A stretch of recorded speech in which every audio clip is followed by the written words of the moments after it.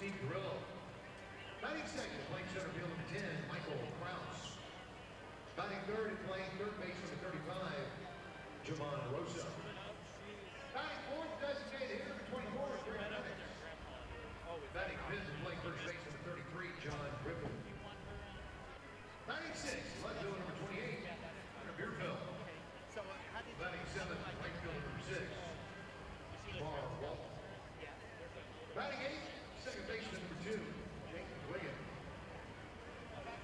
Batting ninth, good catch number 7, Ivan Lascusa. Starting pitcher for Leeds, number 27, Jason Jarvis. And the manager of Portland Griffins, number 16, Stan Clyburn.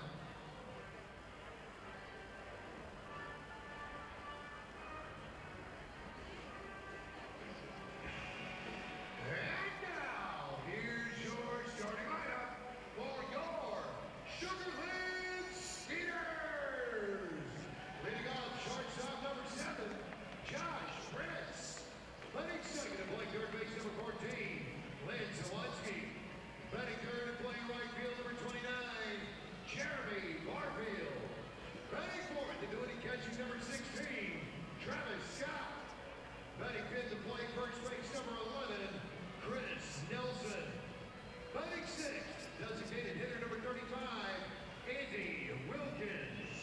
Batting seventh, left fielder number 5, Joe Benson. Batting eighth, playing second base number 21, Anthony Ginsenti. Batting ninth, center fielder number 6, Derek Miller. And your man on the mound, starting pitcher number 27, Michael Nix. And the manager of your Sugarland Skeeters, number 8, Gary Gagne.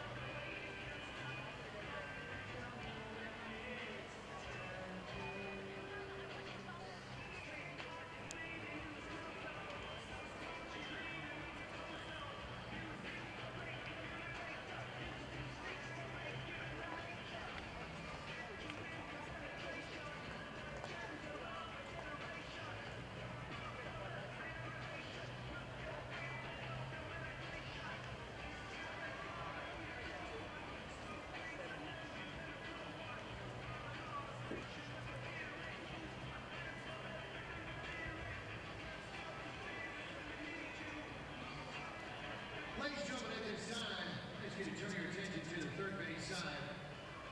For boys and those with Republic Services, ladies and gentlemen, these are very special people that are dedicated to the best of their trade. Ladies and gentlemen, to those that are dedicated to excellence, those that are dedicated to safety. Ladies and gentlemen, if you would, just give a big round of applause for these fine people for all that they do in Republic Services and those dedicated to excellence and safety.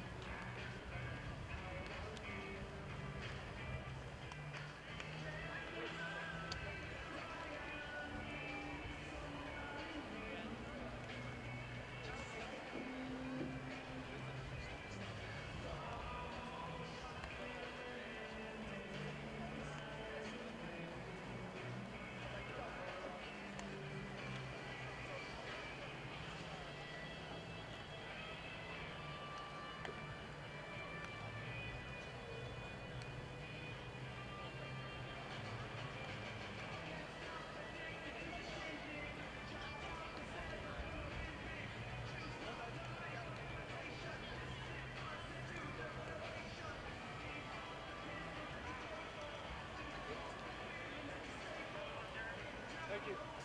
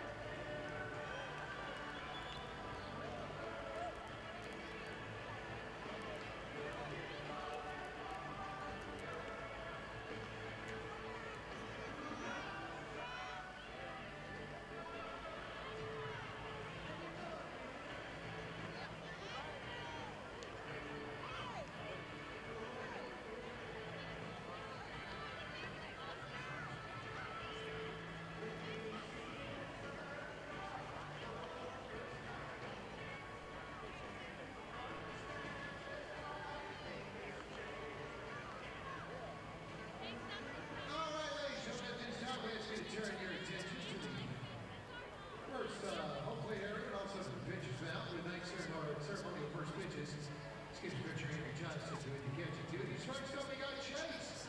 Chase, welcome to Constellation Field. You're ready. Let's get this thing started.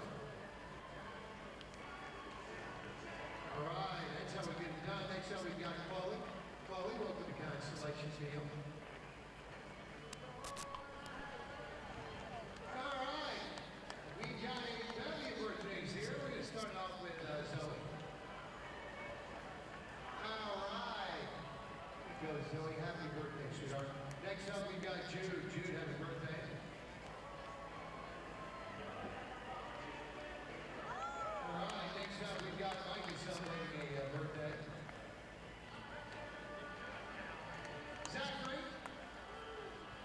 birthday, Zachary. And ladies and gentlemen, please welcome the son, Skeeters, assistant general manager, Cal Dawson, Will, the Constellation Bill. There we go, Will, that's what I'm talking about.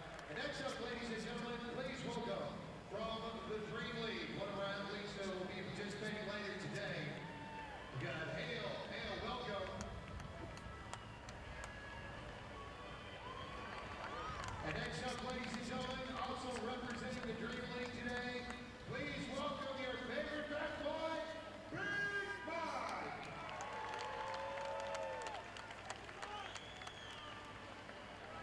All right, let's give it up for all of these first pitches here this afternoon.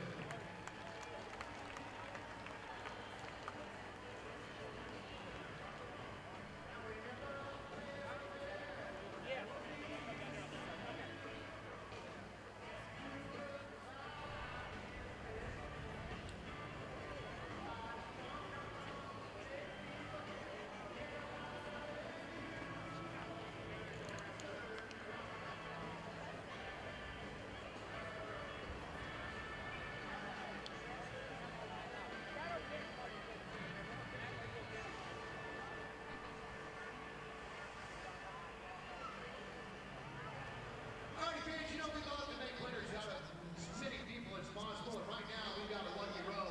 It's going to get a chance to win some dry cleaning with our Holiday Cleaners Cleanup Banner of the game promotion. Now that cleanup banner is catcher number 16, Travis Scott.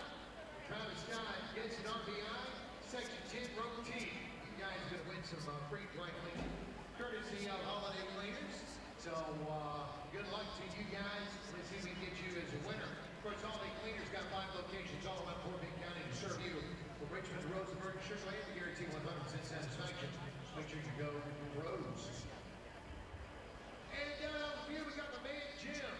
Jim is sporting one of these sleek, fancy gold plungers. All right, now, not only has Jim got this nice plumbing tool, but we got a chance to give Jim $500. But Jim, here's all that has to happen. One of the Skeeters players, we don't even care which one, hits the foul pole. We don't even care which one of those he hits. All we care about is that he does it. Because when that happens, Jim, we're putting $500 in your pocket, courtesy of Arrow Plumbing. So congratulations on the plunger. Good luck with that money. Ladies and gentlemen, please welcome to the field this afternoon's umpiring crew. Home plate, get the dog. Mr. Joe Harris holds the first base duties today. Face umpire, Mike Trontes.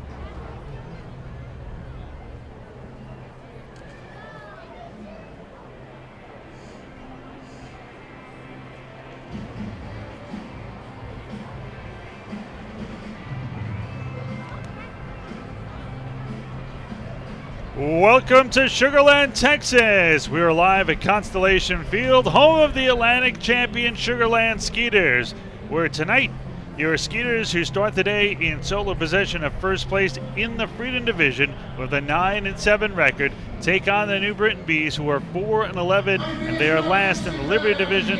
They are 6.5 games back already of the Somerset Patriots. Today will be game number 17 of the season, and it will be home game number 10, also game 3 of this 6-game series and game 3 of a 10-game homestand. Tonight, the Skeeters send out their right-hander Michael Nix, who's pitched very well but winless so far, 0-3 with a 3.96 ERA. He will take on fellow right-hander Jason Jarvis, who is 0-1 with an even 5 ERA. Hi, I'm Ira Lieben, joined by Brett Dolan, Andy Humphrey as well, Nathan Werner back in the studio. Skeeters last night, after a comeback victory in Game 1, won in extra innings 10-9 and a big hit by Joe Benson in the 10th inning, and they win by a final score of 3-2. And Brett, Skeeters have now won 4 games in a row. Other than that 10-game winning streak at the end of the season, during the regular season, they only won 5 games in a row once, so pretty good streak here for the Skeeters. Well, it's not bad, and considering they were below that 500 mark for a few days, it's good to be above. It's good to be in first place ahead of Lancaster after the Barnstormers lost yesterday. And more importantly, as far as last night, just find a way to win a game. That game was trending ugly offensively for a long stretch for both teams, where they just couldn't score with men at second and third base, but the Skeeters found a way in extra innings to do so and claim the win. Skeeters have won in just about every way you can think of. The last game on the road trip, they went 12-11. They went 5-1 the following night, and they beat New Britain in a comeback victory in Game 1 of this series, the 10-inning win yesterday. So the Skeeters really finding ways to win every single night, no matter what it takes. Well, the national anthem is ready to get underway. The players have taken the field. When we come back, the starting lineups and the first pitch. It is time to play ball when we return right here to Constellation Field in just a moment. Our national anthem, performed today from the Westfield Middle School Choir. Now, ladies.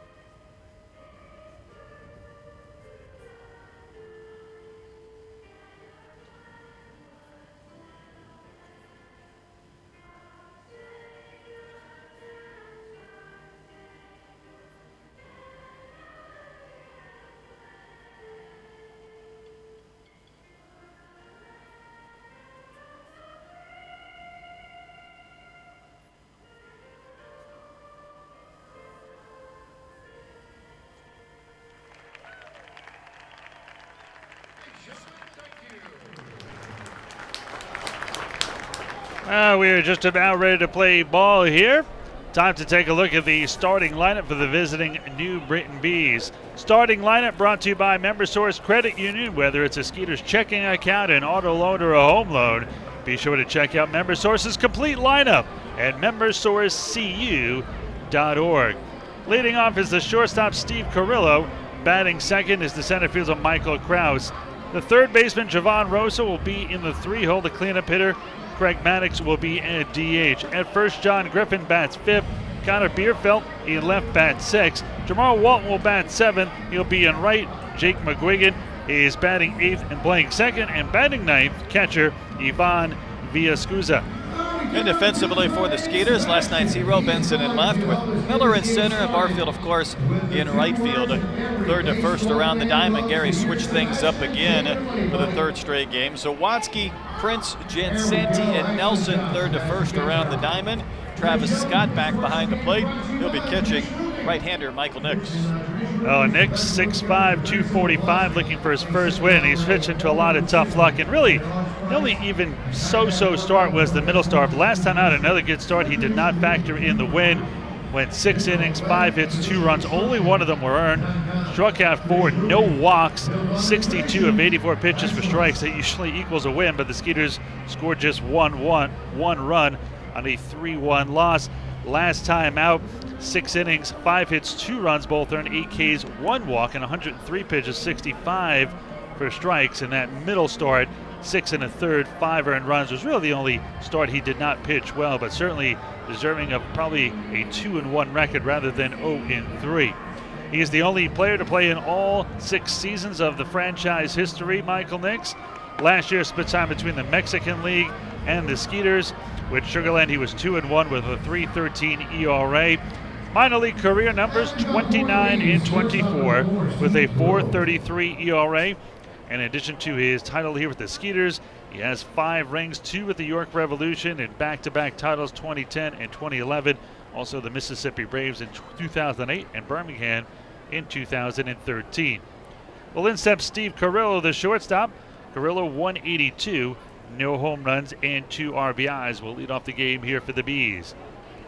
Nix is ready, we are ready, and just about ready to get underway here for Game 3. First pitch here by Michael Nix is swung and hit out to left center field. It will hang up. It is Eric Miller with a nice sliding catch, feet first, for out number 1. Well, we are underway here, Game 3 of a 6-game series. The Skeeters have taken the first 2. A fly out to center is the first out. Michael Krause will step in. 241 for Krause. 3 home runs, 4 RBIs. The 3 home runs good for third in the Atlantic League.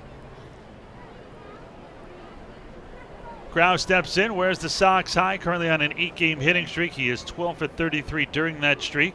A 364 average, 3 home runs, 4 RBIs. First pitch by Nix, a strike on the outside corner, 0-1. He has also reached base safely in 9 straight games. Take a look at Nix's repertoire in a moment.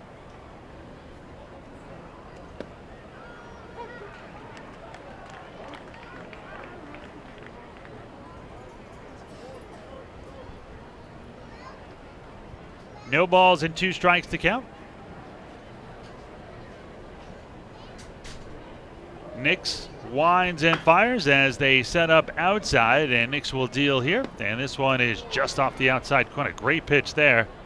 1 ball and 2 strikes to count. He's trying to find that outside corner to see what Ken Leventhal will give him. He's hit the catcher's glove a couple of times, so maybe Travis setting up just off that black edge.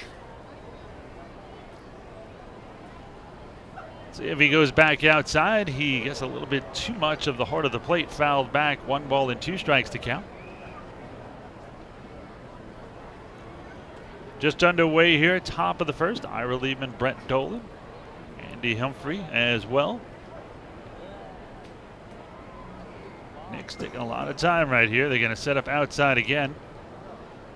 This one is on the outside corner, strike 3. So Krause is only going to go with that so much as Nix paints the outside corner. And that is out number 2. First K of the day, and there's 2 away. That'll bring in Javon Rosa. Rosa comes in 246, no home runs, 2 RBIs. Nix features a fastball out there, a curveball, a splitter, and a cutter. Rosa straight up stands from the right side, stands fairly close to the plate and deep in the box. They're going to set up outside here on the first pitch, and this one fouled to our right. Wow, hits the facade on the second deck by the Insperity Club. No balls and 1 strike. That was a bullet.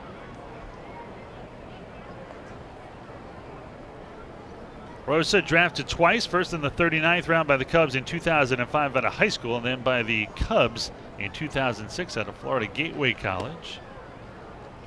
This one is low and away 1-1. They always call it junior colleges gateways to big college, but I didn't think gateway would ever be in the name of a college. Yeah, it is truly the gateway. The 1-2 here from Nix. This one check swing. The appeal, he did not go. Didn't think he did. Thought it might have caught the inside corner, if anything. 2 balls and a strike here. 2 outs, none on top of the first. 85 degrees today. Wind blowing in from left field. A 9-mile-an-hour wind southeast. This one swung slow roller right side of the mound. Nix has it. He will toss it overhand to first. That'll do it. Quick, quiet inning for the Bees as Nix mows them down with a flyout, a strikeout, and a weak ground out to end it. New Britain does not score here in the top of the first. Skeeters coming to bat for the first time when we return.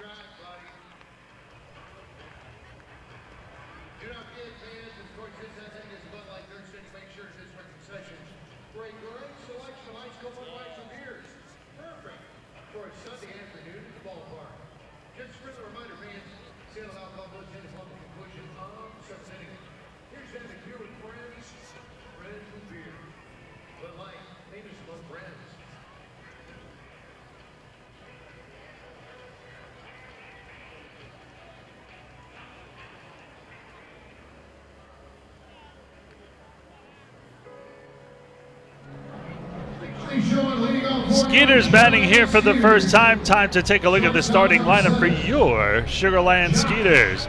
Starting lineup brought to you by MemberSource Credit Union. Whether it's a Skeeters checking account, an auto loan, or a home loan, be sure to check out MemberSource's complete lineup at membersourcecu.org. Leading off, Josh Prince will be at short. Lance Sawatsky bats second. He'll be at third. In right, Jeremy Barfield bats third. The cleanup hitter and catcher, Travis Scott. Chris Nelson at first bats fifth. Andy Welkins, the DH, will bat sixth. Batting seventh, left fielder Joe Benson. Batting eighth, Anthony Jansanti at second. And batting ninth, Skeeter center fielder Derek Miller. First pitch, a ball to Prince. This one swung, hit sharply to the third, backhanded by the third baseman Rosa. Low throw to first, and it gets away from Griffin and goes down the right side. And now it's going to be a error, and going to second is Prince. So a two-base error allows Prince to get down to second base. Didn't have to rush it. Even then, his throw to Griffin, he tried to smother it. Couldn't do so at first, and once it rolled away, that was an easy 2 bases for Prince. Skeeters have a man in scoring position on the first batter of the game. Lance Sawatsky will step in. Sawatsky still trying to get on track. 197, 2 home runs, and 4 RBIs for Lance. A little bit more about Jason Jarvis on the mound. 6'2", 195 from Concord, California. Selected in the 25th round by the Angels in 2006. Out of high school in Arizona. Scottsdale to be specific. In steps the left-hand hitting third baseman, Lance Sawatsky. First pitch, a strike on the outside corner, 0-1. In 2015, with Grand Prairie, was 1-4 with a 4.75 ERA. 3 seasons, 3-2 with a 4.05 ERA. Signed with New Britain after playing in the EuroLeague and the Australian Baseball League. This one hit up the middle for a base hit. They're going to wave around Prince. The throw will come into second. Prince will score, and the Skeeters take a 1-0 lead here in the bottom of the first. Someone at some time is going to have to explain to me why New Britain plays their second baseman so far over towards first base. Going back last night, the walk-off hit was a routine ground ball to second, but the problem was Baca was playing in the hole. The Travis Scott single was a routine ground ball, except he was playing over there. That was a routine ground ball. McGuigan really playing, even for lefties, and all three guys that you mentioned were left-handed hitters, so they're going to naturally hit it to the right side, so you shift. But that's way too far of a shift. I mean, he's too far over towards first base. When it's 25 feet to the right of second base and there's nobody close to touching it or making a play, you know, things are a little off. Jeremy Barfield will step in, takes the first pitch here for a strike, 0-1. Barfield 381, third in the league, 5 home runs tied for first and 10 RBIs to start the season. The 0-1, swollen and sharply hit foul just past Gary Gaetti down at third, 0-2. Barfield also leads the league in runs scored with 14, hits with 24, total bases with 42. He is really off to another great start. Barfield also tied for third in the league with 8 extra base hits, third in on-base percentage, a .443 mark, and first in slugging at .667. Timeout called by Barfield as Jarvis was taking a little too much time.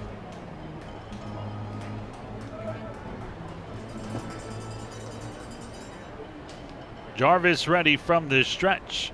The 0-2 swung and missed. Good off-speed pitch there by Jarvis, sunk low and away, and Barfield, the first strikeout victim of Jarvis, and there's one down.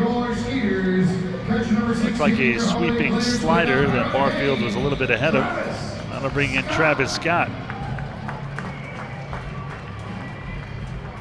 Well, Scott will step in here, also batting from the left side. Scott single last night, set up the winning run as he scored from third on a Joe Benson RBI single for a walk-off win in the 10th. Skeeters won 3-2. Scott comes in 294, 2 home runs and 8 RBIs. This one is a little bit low, 1-0. Scott 6 for his last 17, starting to heat up. That's a .353 average over the last 5 games. They're going to set up inside here on Scott, and this one's swung a hit to the right side, through for a base hit. And this time, McGuigan was towards second, and it got past him anyway. He was a double play depth there, and the ball was where he was playing previously with no runners at first base. So 1 in, 1 out, 2 on. Runners on first and second. Zawatsky at second. Scott with the single on at first, and Chris Nelson will step in. Nelson 246, a home run and 6 RBIs, but he is also heating up, hitting .360, 9 for 25 with a home run and 2 RBIs. So has himself a 6-game hitting streak. First pitch here, a strike, no balls and 1 strike to count.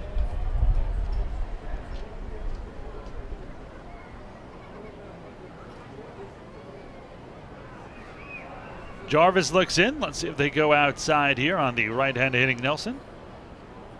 Oh, they're going to set up inside. The pitch goes outside. Maybe Jarvis and Escusa not on the same page. By the way, James Skelton got hit on the hand last night, not in the lineup. His hand had kind of blown up overnight, so it is a little larger than it should be. Give him credit for staying in that game. He hit flush on that hand last night and stayed in. This one a bullet, but right at the shortstop. That might be 2. The throw to second in time. Nelson hit it on the screws, but right at the shortstop, who turns it into a 6-4 line-out double play.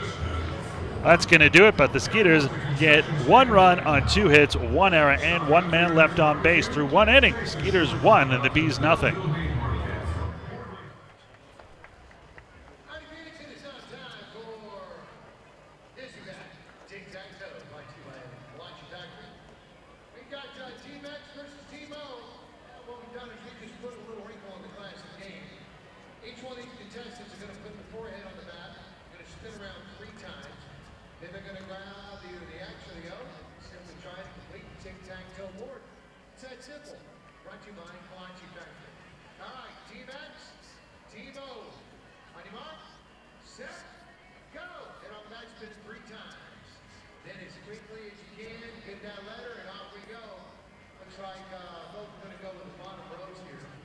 right, over to second letter, X right on the tail. All right. Oh, let's see what we're going to do here. X is going to try to make a move, and now it's out. With the winner, they win Dizzy Bang Tic-Tac-Toe. Old world recipes of breakfast ingredients and national makers combined to bring you the best kolaches in Sugarland. Check out the featured kolache for the month of May, the Country Breakfast Kolache. You can also check out the entire menu selection at KolacheFactory.com. Remember, we have a real treat after our game today. Some plans, you stick around after the last out. Dream League, the nation's first Valley Little League for special needs children. It's only their 16th annual All-Star game here at Constellation Field. Physically and intellectually. We move to the top of the second inning. Michael Nix with a very quick first, a 1-2-3 inning, so he will face the meat of the order 4, 5, and 6, Craig Maddox, John Griffin, and Connor Bielfeld. Maddox comes in at 268, 2 home runs, 11 RBIs, the 11 ribbies, tied for third in the league.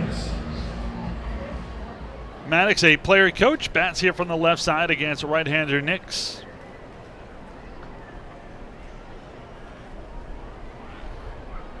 Wind really picking up a little bit more now, blowing not only in from left center, but very hard towards right field. First pitch is just a drop low. 1 ball and no strikes to count here to Maddox.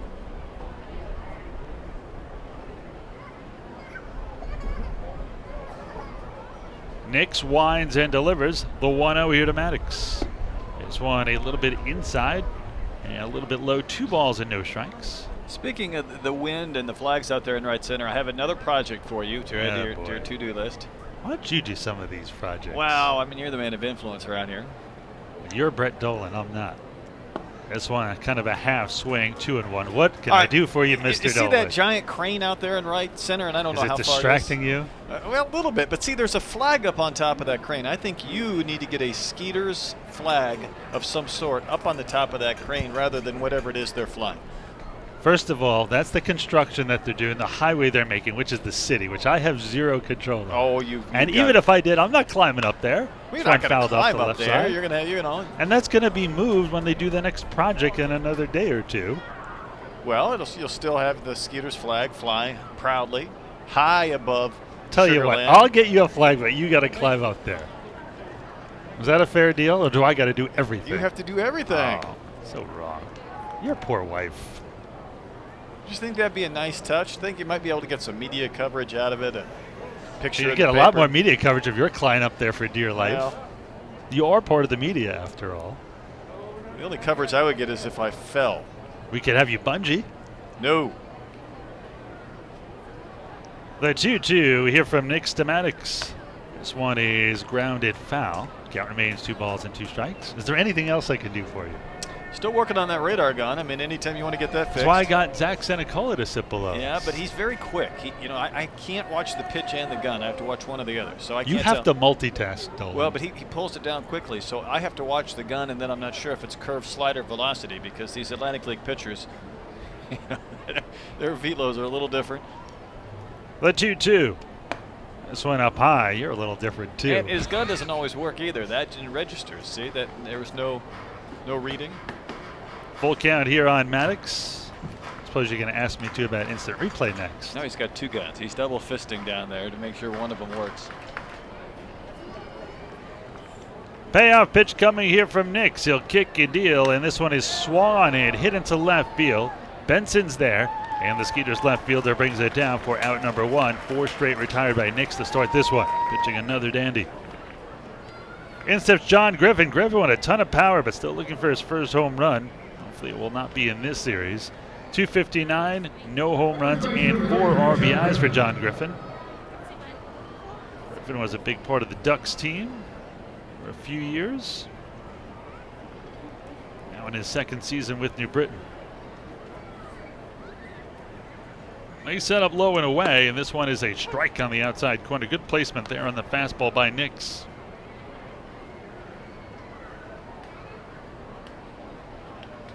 Griffin slightly open stance, very straight up stance as well. No bend in the knees. This one high and outside. 1 ball, 1 strike, 1 out, 1-0 Skeeters here in the top of the 2nd inning. High relievement along with the always difficult Brett Dolan. Just getting warmed up. I want to be able to please you just once. 2 balls and a strike. 1 run on 2 hits for the Skeeters, no runs on no hits for the Bees.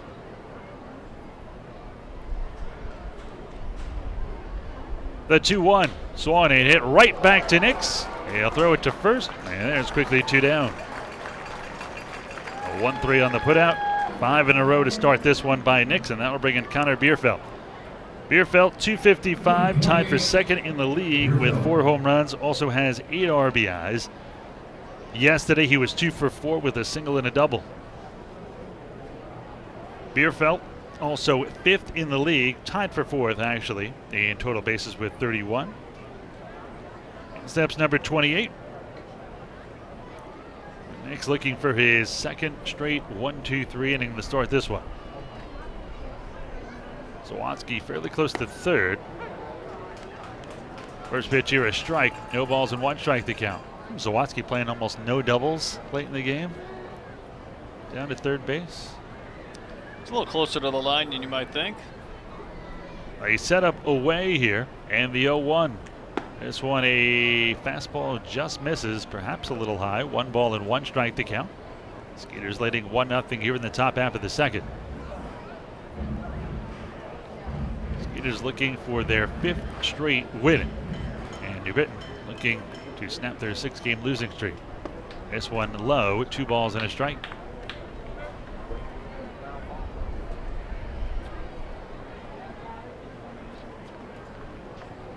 If they go back outside, Nix has been very good with right-handers, making that outside corner. They will set up away. The 2-1. There's a strike on the outside corner, 2-2. So 2 balls, 2 strikes, 2 outs. Top of the second. Skeeters up 1-0.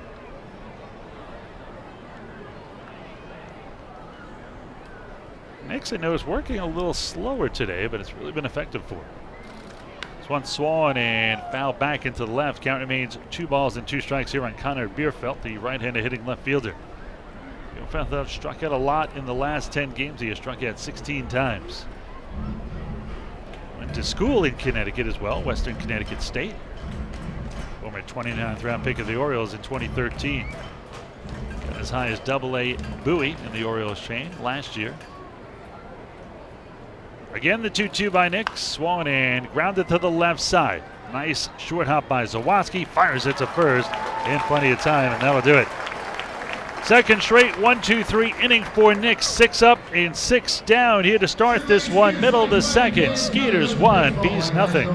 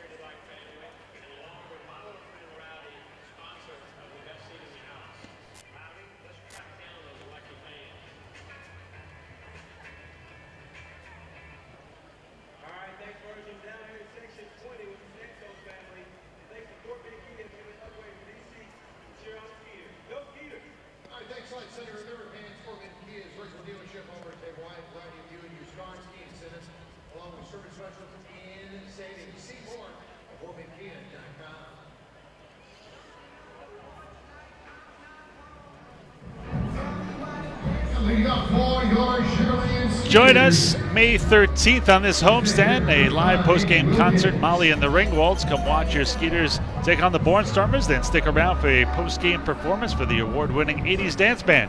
Don't miss Molly and the Ringwalds Saturday, May 13th. For tickets, call 240-HITS or log on 24 hours a day at SugarlandSkeeters.com. First pitch here to Andy Wilkins, a little bit low and away, 1-0. It'll be Wilkins Joe Benson and Anthony Jansanti, 6, 7, and 8 in the Skeeters order against right-hander Jason Jarvis. Swan just misses the outside corner to the left-hander hitting DH. 2 balls and no strikes to count here to Wilkins, who has intentionally walked twice yesterday. Swan swung on and foul back and out of play. 2 balls and 1 strike to count here.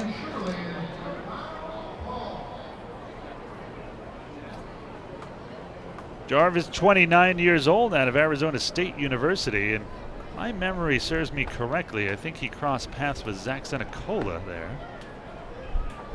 I'm gonna look further into this. Actually played with Brett Wallace while there. Mike Leake. And if Wallace was there, all 4, so Wilkins will head down to first.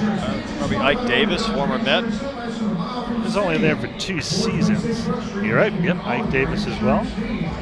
You're on your game today, Nolan. I guess there's a first for everything.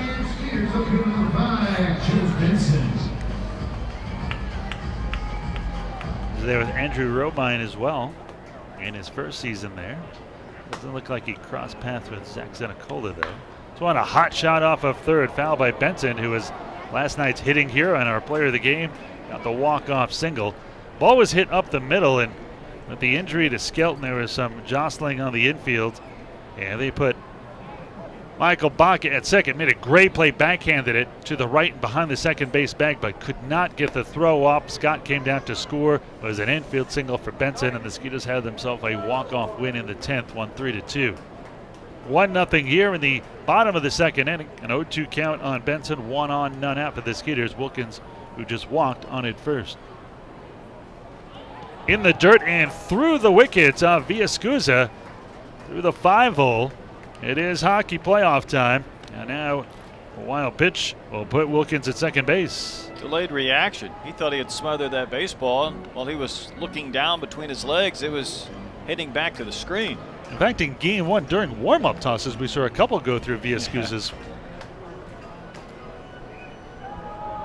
Scoring that a pass ball. Wow, it's a tough pass ball.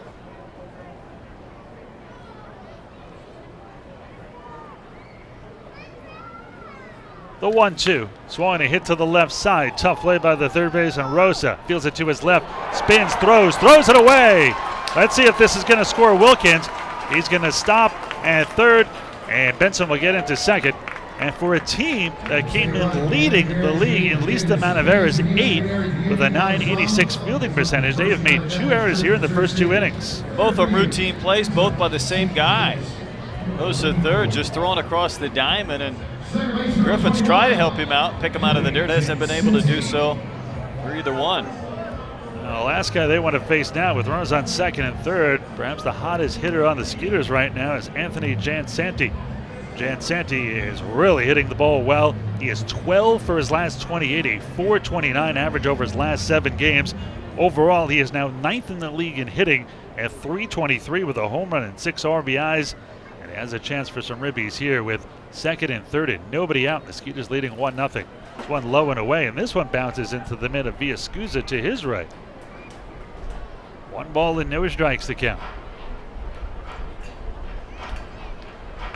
Take a look at the pitch count here on Villascusa. On Jarvis. He's thrown 22 pitches, 13 for strikes, 9 for balls. The 1-0. Way out in front of it was Jansanti as Jarvis took a little bit off that one. 1 ball and 1 strike.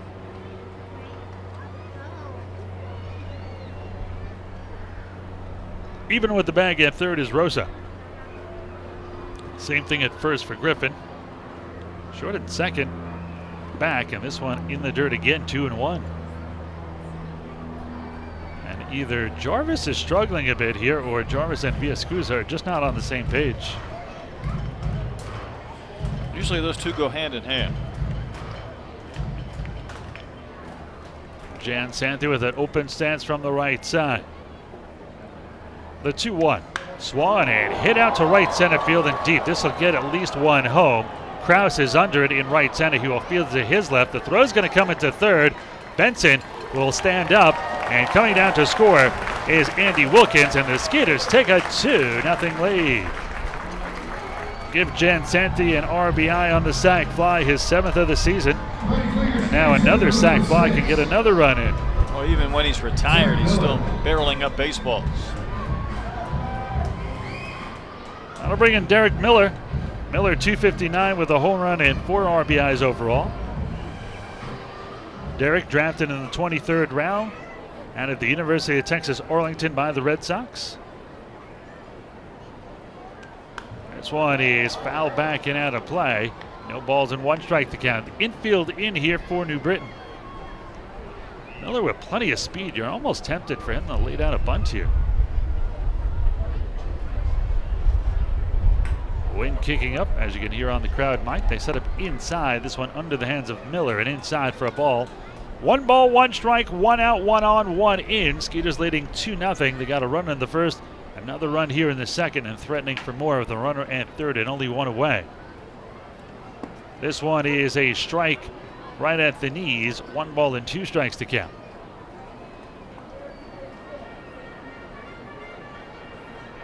Infield in, just hit it anywhere except right at the infielders. This one swung on, little pop-up to first base. Griffin will grab it, and there's 2 down. Back to the top of the order with Josh Prince. Now Prince reached on one of those 2 errors by Rosa and came around to score the first run of the game. He will step in here with the Skeeters leading 2-0 now and a chance to make it 3-0 with a 2-out hit. Prince came in 250, 3 home runs and 8 RBIs.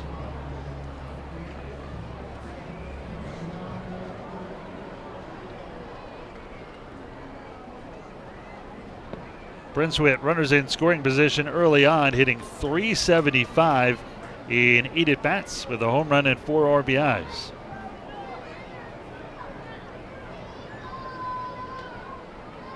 The 1-0, this one way inside. Almost got a piece of the jersey there by Prince. 2 balls and no strikes. Zawatsky with an RBI single already on deck, and then Jeremy Barfield. So if Jarvis allows Prince to get on, he's got himself a lot more trouble behind him. This one a fastball strike on the outside corner, 2-1. Jarvis using up a lot of pitches here early. 32 pitches already for Jarvis, 19 for strikes. There's an off-speed pitch, strike on the outside corner. 2 balls, 2 strikes, 2 outs. 2-0 Skeeters here. They have a runner at third with 2 down here in the second. The 2-2. Low in the dirt. That'll run the count full 3-2. Mr. 6 pitch at bat will receive pitch number 6 here. And he'll take the walk to keep this train moving. Bring up Zawatsky if he does.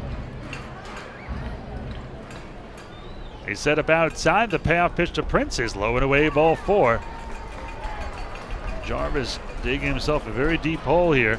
And it's the second walk of the game and of the inning for Jarvis. Well, in steps Zawatsky. Let's see if that RBI single gets Lance back on track. He was just 4 for 23 coming in his last 5 games. That's a 174 average. Zawatsky with some big league time with the Padres. Former 4th round pick by San Diego in 2007.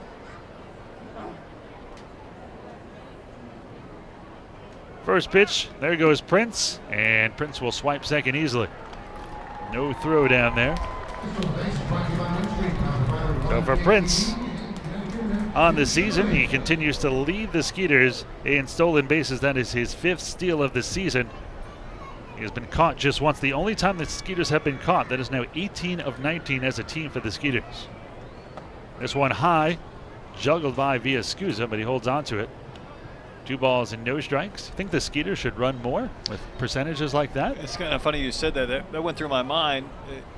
It's like a 3-point shooter that's shooting 50%. Your thought is, well, if he's that good, he should shoot more. The 2-0. Swan hit high in the air to center, but playable. Kraus and move towards left center. The wind keeps carrying it, and he brings it down for the final out. But not before the Skeeters add another run. They get 1 run on no hits, 1 error, and 1 man left on base. We are through 2. It is now the Skeeters 2 and the Bees nothing.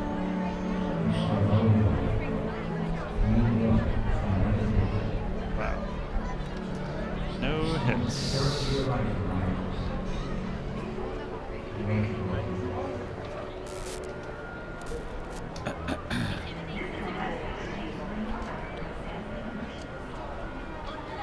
It's now time for the Golf Chicken Challenge brought to you by Sugar Creek Country Clubs. Got Amanda on top of the Skeeters dugout. I'm stating she is an assistant high school golf coach. I'm going to test her now, no pressure on the short game. Let's see how good you are. All right, you have to take a little stink off that thing.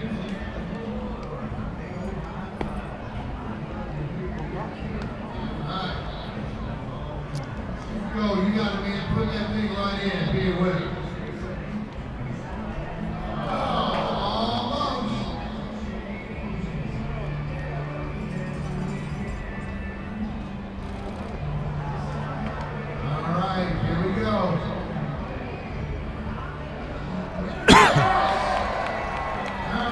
Sugar Creek Country Club, this is in the heart of Sugar Land, 27 old golf field, renovated to the trademark. This club opened in 1972 and is a great place to host your next event. Sugar Creek Country Club. They got 4 B's. New number 6, 12 over.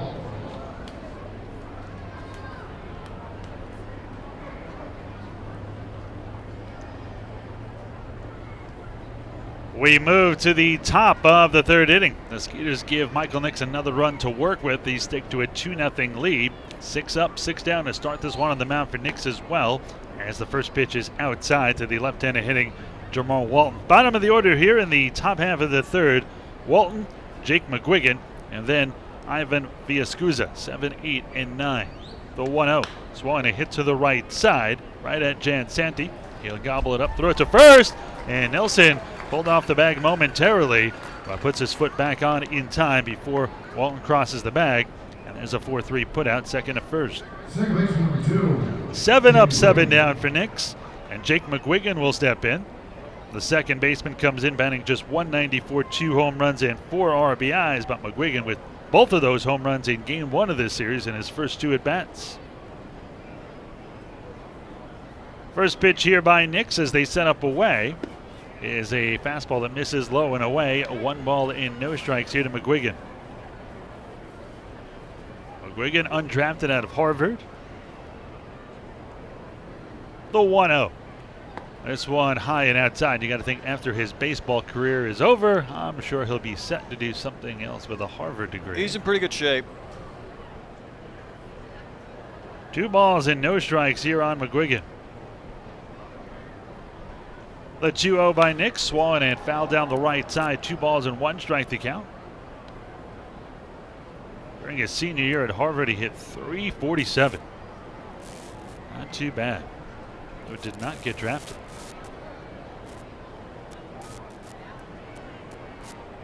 The 2-1 coming here for Nix. They're going to set up inside. Nix kicks, and this one swung and fouled into the screen. 2 balls and 2 strikes. They do things a little bit differently in the Ivy League. Of course, we talked about Rice and Houston playing here on Tuesday. Teams have midweek games Tuesday, Wednesday, then play over the weekend. In the Ivy League, you play Friday, Saturday. There are no midweek games. I mean, your studies take over rather than baseball games. The 2-2. Swan and miss strike 3. That is 8 straight retired by Nix to start this one. Second K of the day. And there's 2 away. That'll bring in the number 9 hitter, Ivan Villascusa, who is 0 for 9 to start the season. New Britain really struggling hitting-wise, hence the 4-11 record to start. They're last in the Atlantic League, and by a lot. They're hitting .223 as a team. The next closest team, the Patriots, at .238. You know, that's a number I looked at earlier too, Ira, and I circled it just to make note of it. It just seems so off the charts. I mean, they passed the eye test at times with guys that are capable of putting up good numbers, but .223 through 15 games just isn't cutting it. Nope. I think last year they had really dominant starting pitching. I think that really helped them with a very similar lineup and similar players. Just want to strike on the inside corner. Most of this roster very similar. Rosa was here last year. Krause, Maddox, Griffin, Walton. They set up inside the 1-1. Swan and fouled straight back here to Villascusa. Switch hitting catcher from Yuma, Arizona. 1 ball, 2 strikes, 2 outs, 2-0. Skeeters leading here in the top half of the third. Nix gets the sign here from Scott, winds and delivers, and this one low and away. 2 balls, 2 strikes, 2 outs. On the contrary, which is really shocking, the Skeeters in first place, they are dead last in team ERA, which is really surprising to be in first with an ERA at 4.56. New Britain just above them at 4.08 in seventh. The 2-2 slow grounder to the right side. Nix will cover first as Nelson, the first baseman, feeds him the ball, and that'll do it. 3-1 on the putout, 3 straight 1-2-3 innings for Nix. 9 up, 9 down, middle of the third, 2-0 Skeeters.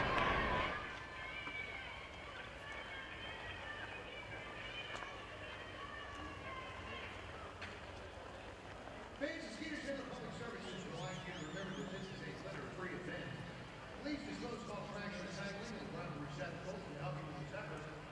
Friendly ushers will now collect the trash. Skeeters Center Public Services thank you. When you gun selection is beautiful. And some around the stands is my good friend Sonny. Lucky contestant today for a little bit of baseball movie trivia. Brought to you by Assured Flow Solutions. Sonny, where are you and with whom are you with? All right, Shane, how you been? Section A for the good friend John. John, we're going to play some baseball movie trivia. So when that question gets on the scoreboard, we're going to find out what the correct answer is. You ready? All right, let's see. In the 2011 film Moneyball, the main character, Billy Bean, portrayed by Brad Pitt, is the general manager of what Major League Baseball team? All right, is it A, LA Dodgers, B, the Oakland Athletics, or C, the Boston Red Sox? Are you sure? Going with B. You sure? Fans, help him out.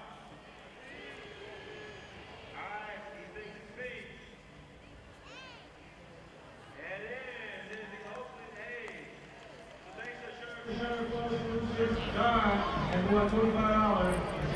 Hey fans, if you're tired of working all day, come out and see the Skeeters Tuesday, May 9th on this homestand. It's an 11:05 game. Tickets are only $5. So why not take an extended lunch break from the office, bring some friends, and enjoy a baseball game? It's the Businessman Special on Tuesday, May 9th at 11:05. To get your $5 tickets, call 281-240-HITS or log on to SugarlandSkeeters.com. I'm tired of working all day, so I'll be here. Nice. Did you tell the boss, which in your case is your wife? Yeah. If I take in the twin bill, I might have to. If I see Rice and Houston play that night. On chop foul by Barfield, who will lead it off here in the third, and the Skeeters leading 2-0. Barfield, Travis Scott, Chris Nelson, 3, 4, and 5. Actually, after our game Tuesday, I'm going to go see Bartolo Colon pitch because I don't get enough 43-year-old large guys pitching. I don't know where to go with that. The 0-1. There's one way inside. I actually have an interesting story. Speaking of 41-year-olds, I spoke to Stan Clyburn today, and I had noticed yesterday that at 41, he played in a game with the Alexandria Aces in the Texas League, which I mentioned yesterday as Barfield fouls this one back to the screen. 1 ball and 2 strikes, and he hadn't been active since he was 33 years old.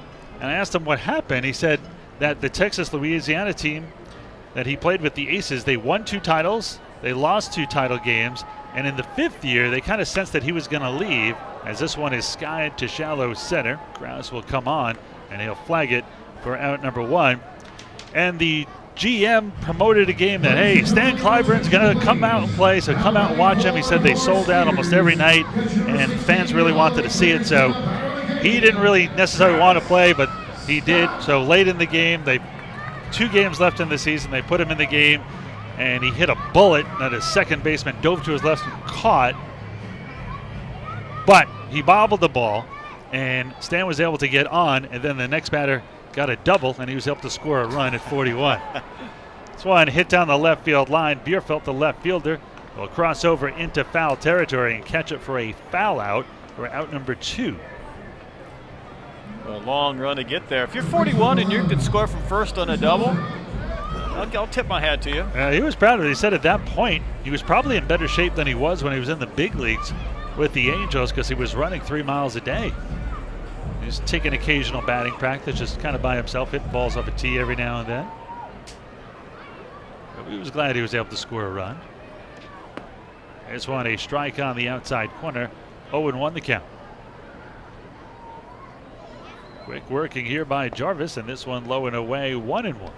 Jarvis wasn't working this quick in the first two. Maybe he feels he's on a rhythm after 2 quick outs here. In 2 innings he struggled.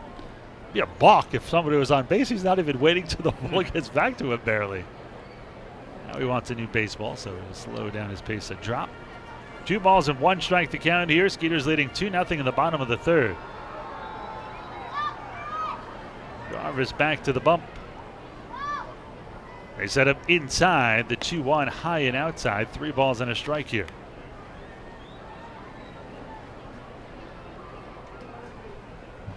.46 pitches for Jarvis, just 26 for strikes. This one hit out to deep right center field. Kraus on his horse, reaches up over his head and catches a Willie Mays style going towards the wall over his right shoulder, and he grabbed it with his left hand on his left shoulder. What a play by Kraus. That'll be a 3-up, 3-down inning for Jarvis, his first. A third of the way through. Skeeters are still leading this one 2-0.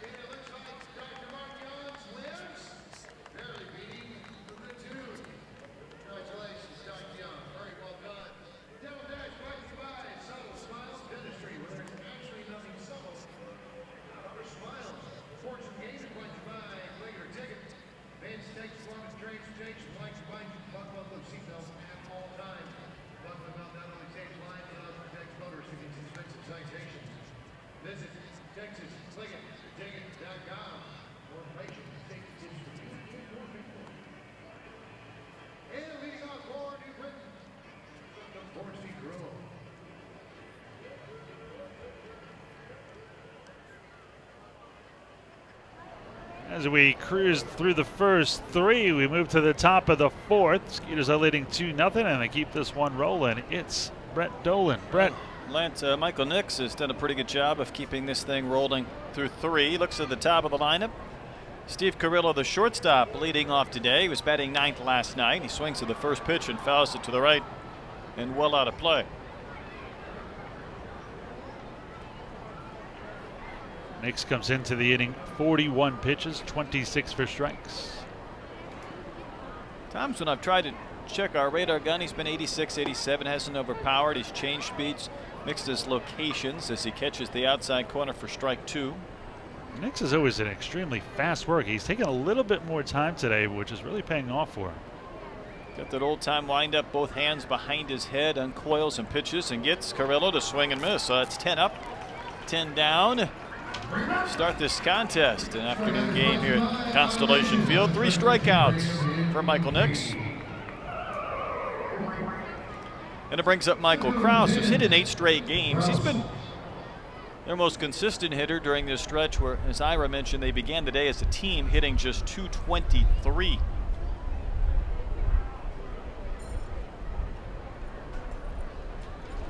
Kraus last night doubled in the first inning off the fence, homered in the third, and then they were able to strike him out a couple of times. He swings and misses at the first offering from Nix. Kraus last year with the Barnstormers hit .268. No home runs, 7 RBIs in 20 games. Nix will wind and pitch and misses up and out. That's a good pickup for a team like the Bees. A guy who's obviously pretty good, just didn't get a great chance to play a lot.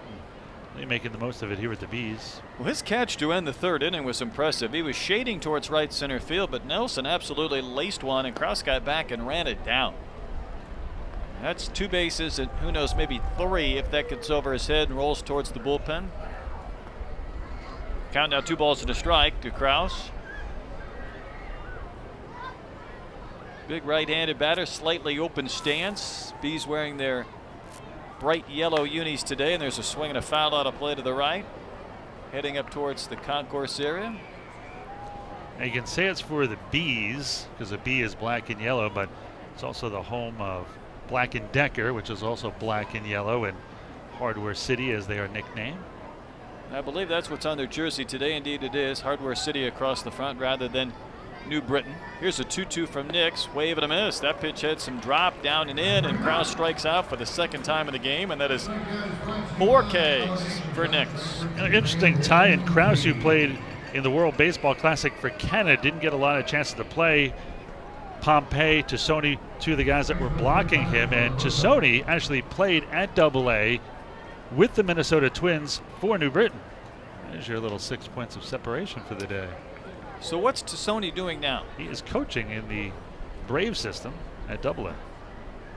Here's Rosa, hit a soft comebacker to Nix and takes one down and out. It's backhanded by Travis Scott.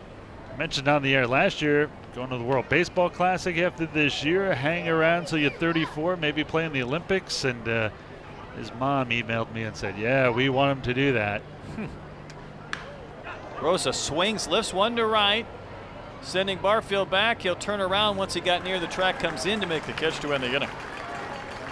Hey, that's 12 in a row by Michael Nix. Set down to start the game. We played 3.5. It remains the Skeeters 2-0 lead over New Britain.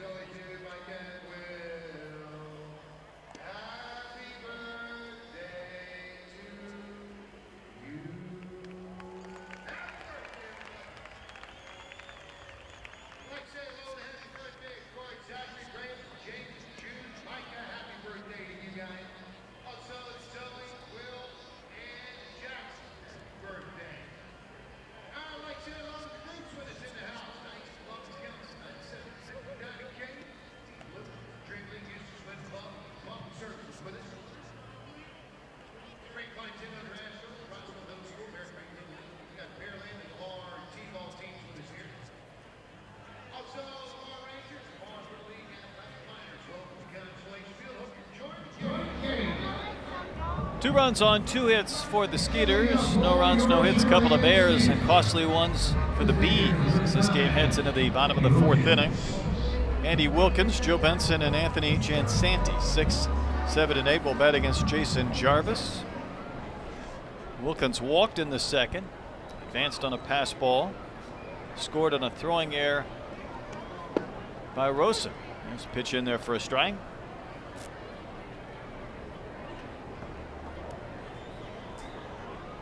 Wind will not necessarily aid a left-handed hitter today. Wilkins hit one a couple of days ago he thought might be out to right center. This time he lifts one high and foul down the left field line. It lands on the concourse. It takes a big bounce and propels away.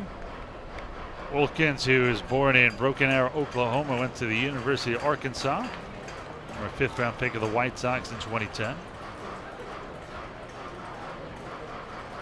Boy, Arkansas has produced its fair share of big league talent, and obviously locally we think of Dallas Keuchel, but also they have recruited this area extensively. There's a pitch outside. There's 3 or 4 of the better high school prospects in this area in the last couple of years that have gone on and committed and played at Arkansas. Pitches outside just from our area. They have a freshman from Terry High School. Next year, unless he gets drafted in the first round in May, they'll have somebody from Travis High School just down the road, so within a 10-mile radius of this ballpark. Wilkins swings and misses at a high pitch. Couldn't catch up, and he goes down on strikes.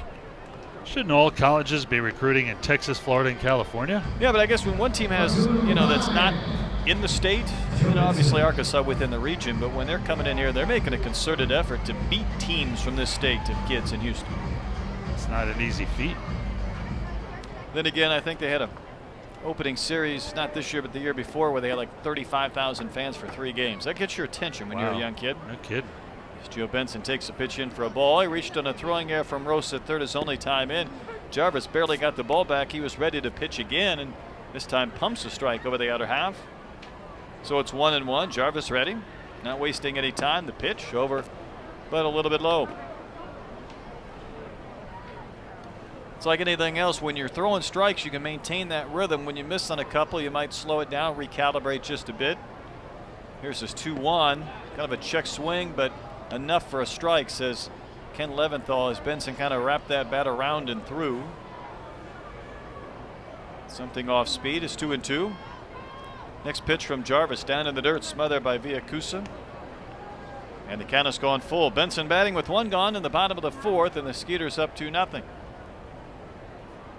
Next pitch from Jarvis, fastball fouled back over our heads, another play. Benson, who was actually drafted by the Twins as well, second round in 2006. He spent time in New Britain when they were an affiliated team. It was back in 2012.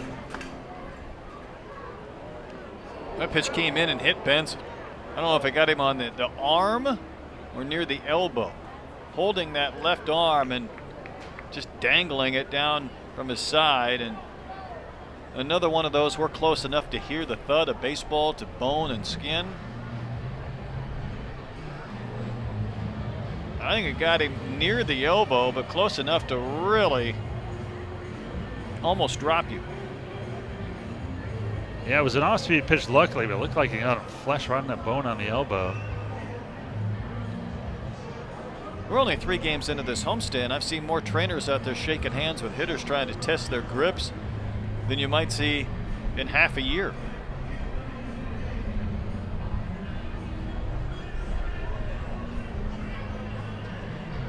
Mentioned Tassoni played at AA New Britain in 2012. He was a teammate of Joe Benson on that same team.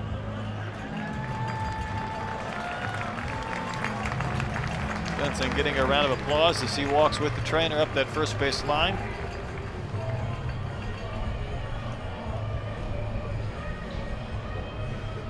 Second baseman, 21.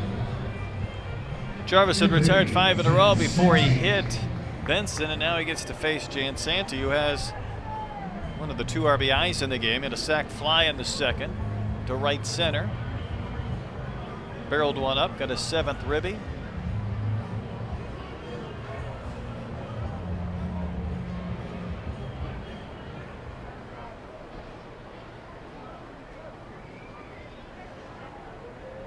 Outfield drifting around the other way or towards the left field against Jan Santee. Kraus moved from straightaway center to somewhat shallow and over into left center. Walton moved more straightaway right. Jarvis from the stretch left one up and in, and Jan Santee held back at the last second. It was high for a ball. Jan Santee, who lives in New York now, went to high school in Connecticut, Montville, Connecticut.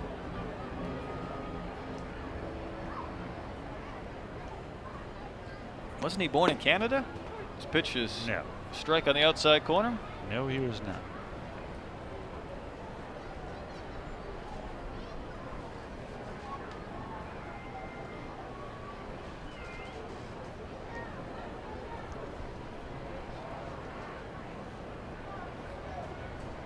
One on, one out, 1 ball, 1 strike. Skeeters in front 2-0. They had a single tallies in the first and second innings in this game. Flip to first and Benson back and standing.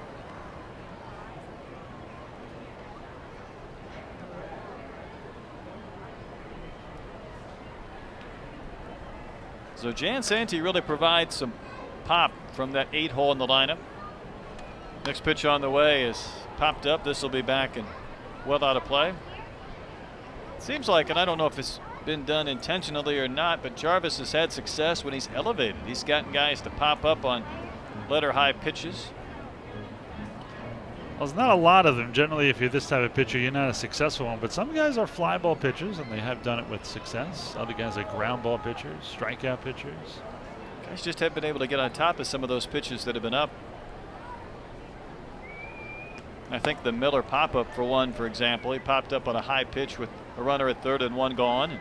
It's always the most tempting pitch to swing at that one, right? Oh, your yeah. Chest or your eyes, it looks so good, but it's not really. It looks eye high because it is, and it looks perfect, but it's too high to swing at. Or at least drive. A 2-2 pitch. Chopped to the left side, backhanded by the shortstop Carrillo. He's going to go the long way to first, but not in time to get Jansanti. Between Rosa and Carrillo, and even once Carrillo got there, it had a couple of hops in it. With that backhand, he was going to have a hard time getting Jansanti, who gets his 21st hit of the year. Jansanti had a lot of speed in college, stole 25 bases his senior year, but has never stole double digits in his pro career. Doesn't get enough credit for his speed. I mean, he really can get down the line, or when he's playing in the outfield, he's got plenty of speed. I'm surprised he doesn't steal more bases. It's a couple of Skeeters on for Miller. Popped to first in his only at bat. Takes a fastball low and outside. I got to tell you right here, I'm trying to double steal. Benson's got blazing speed at second. Jansanti, we just saw the speed there. And all Miller would need is a sac fly. Jansanti not being held. Griffin behind him. Miller waves and misses at a pitch that may have been a little bit low. Count a ball, then a strike. Skeeters looking to add to their 2-0 lead here in the bottom of the fourth inning.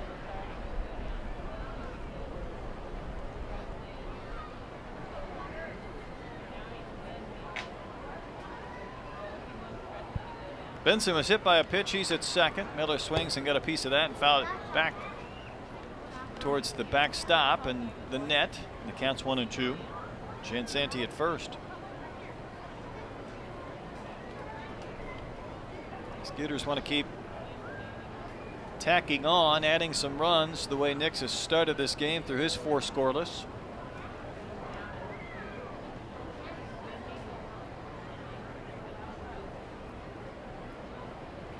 Jarvis ready. The next pitch laced down the left field line, but hitting a seat up in that section near the picnic area and landing back down in the field. And that was clubbed foul.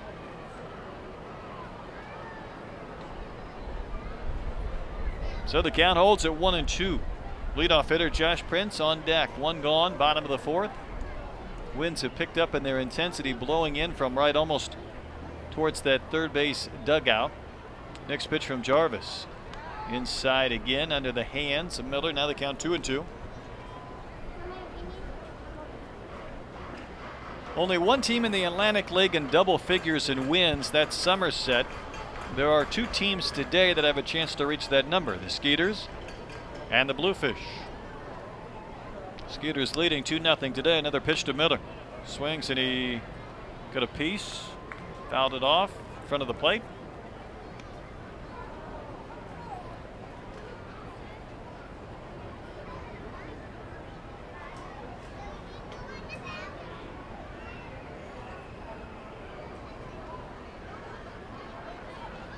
Miller's knocked in 4 runs this season. Now the runners take off. The pitch is in the dirt. It propels away from Villacusa, and he has no chance.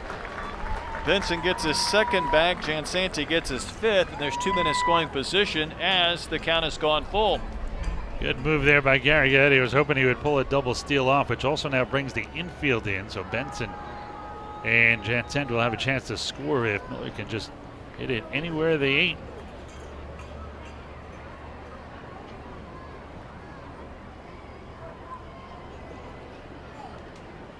By playing the infield in, Jansanti able to get a huge walking lead off second base. Miller waiting on a payoff pitch. Here it is, and that's up and out. Boy, that one almost crossed up Villacusa, and he's going to have to go out to the mound. He was not expecting a fastball. He was waiting for the break, and how he threw his glove up and made the catch, I'm not sure. But lucky that ball didn't go to the backstop. Now batting for your Skeeters, shortstop number 7, John. That's going to prompt a mound visit as well. Take a look at the pitch count here on him. Starting to get up there. In fact, he had thrown a lot through the first two.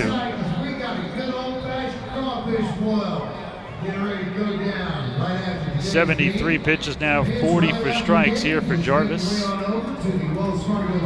lot of pitches, not even through the fourth, only one out into the fourth. Ready for you. Get all you want to eat, then some. Keep back, relax, and watch the Dream League All-Star Games. Going to be coming up right after. That's frustrating for a pitching coach. I mean, it's 3-2. Runners are at second and third, and your pitcher and catcher are on the wrong page. Ended up being ball 4. Could have been ball 4 and a wild pitch and a run.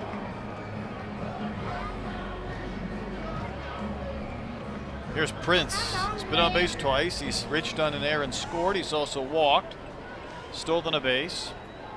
Bases full of Skeeters, and there's only one out. Jarvis back from the windup, and the pitch just off that outside corner. So Jarvis fails to jump ahead in the sequence. Skeeters 5 at bats with the bases loaded so far this season. They are 0 for 5. Well, that number needs to change. Prince will take the same exact pitch, just a little bit outside, a little bit low, and it's 2-0. Benson, Chansanti, and Miller, the base runners, so great speed out there. If Prince would hit one to the gap towards the advertising and see if everybody could race around and score. 2-0. Hit well to left field, down into the corner. This ball will be a fair ball, and it rattles around at the base of the fence, and indeed 3 runs will score as Miller touches with a slide, just 10 feet behind Chansanti, who is 10 feet behind Benson. And the train was in motion on a 3-run double from Prince. 5-0 Skeeters. That was like a relay race. The only thing missing was the baton there. Those guys were like 5 feet apart from each other.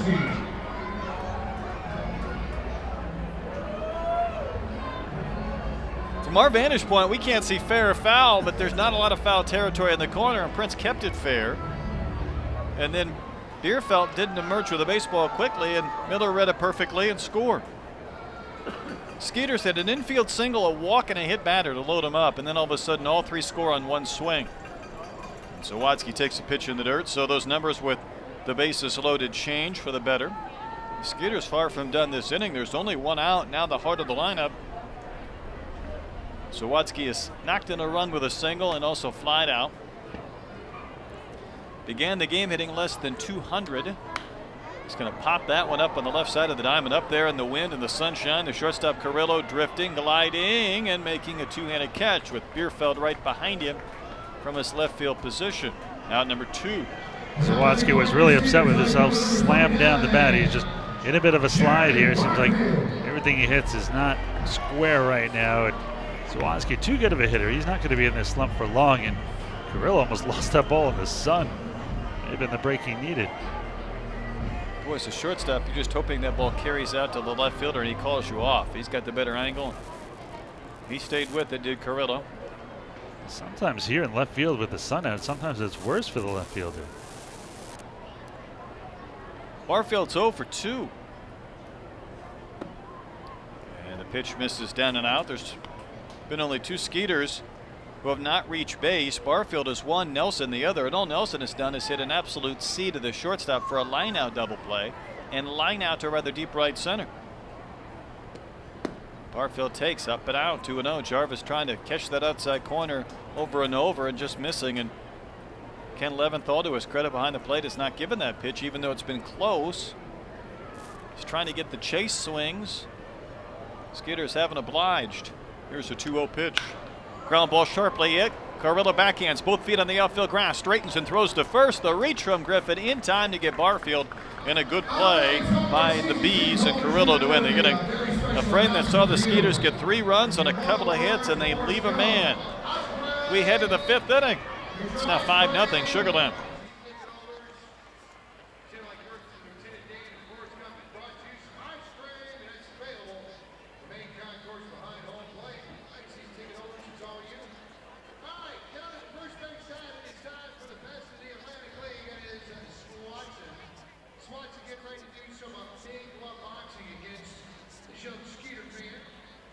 Swanson thinks he's so good he's going to do it with one hand tied behind his back.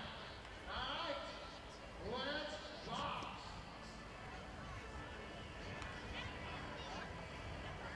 Swanson himself. Oh! Just like that, Swanson. All right, I think we're going to have to get a count here. Swanson. Oh! Oh, man. Hey, what a great job with this young boxer. That is the champion right there. Hey, Joe, let's give it up to this great young lady. Let's give it up to this mascot of the Atlantic League. It is Swanson. The fans of the Hammond Sugarland Skeeters in Constellation Field, we thank you for all of your support. Constellation Field, powered by Constellation.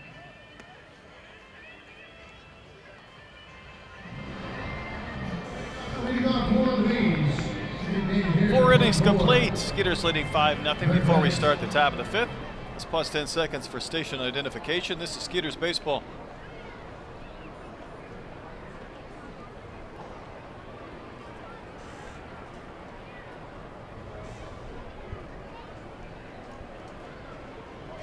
Craig Maddox leads off the top of the 5th, the left-handed cleanup hitter against Michael Nix. Skeeters up 5-zip. First pitch over but low for a ball.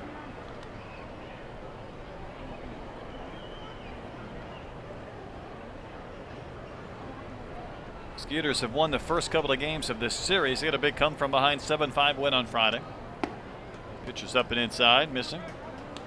1 in 10 innings last night, 3-2. Trying to take a stranglehold of this game fairly early this afternoon. Nix winding and pitching. Left that one up a bit. Maddox swung and fouled it right back to the netting. We've documented Nix's career, the number of seasons in minor league baseball and the number of championships he's won, but also a guy that, despite thinking of him as a starter, has saved 44 games in his career. 2-1 pitch, a big chopper towards short. Coming in on it is Prince. Took an extra step to gather himself and throw to first. And he retires Maddox. That's 13 straight to start the game by Nix. First base number 33, John Griffin. Brings up the big first baseman, John Griffin. Hit a soft comebacker to Nix in the second.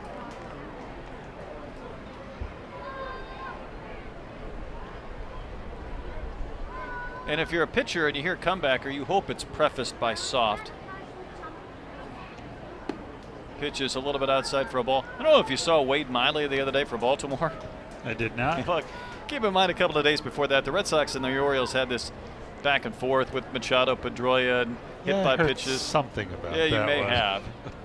Next pitch is high for a ball, 2-0. So Gosman hits one of the Red Sox in the second inning with a curveball. He gets thrown out with a curveball. Thrown out second inning. So now they're shorthanded. They're already using relievers in innings they probably had hoped not to do. 2-0 pitch, popped up. It'll be back into play. So Miley got hit by a comebacker, and it stunned him, and he stays in the game. And I don't know if it was the next batter or 2 batters later. This is again in like the second inning. The ball hits him in the calf, knocks him down, and Showalter takes him out. So he was dinged twice. He was like an arcade. He got hit once and then got hit again. He leaves in the second inning.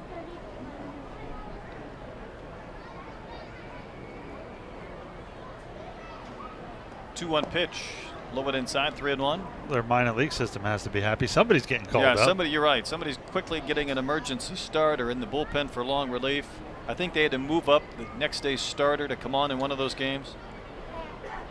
3-1 pitch. Hey, there's the first base runner for the Bees with 1 gone in the 5th inning. So the perfect game is gone for Michael Nix. He ends up walking John Griffin. Connor Bierfeld, the left fielder. Next man in. 128, Bierfeld. Of course, Wade Miley, graduate or a product of a Southland Conference school, and I believe they're holding their conference tournament here at Constellation Field again, coming up in late May. Pitch down and out. Backhanded by the catcher, Scott.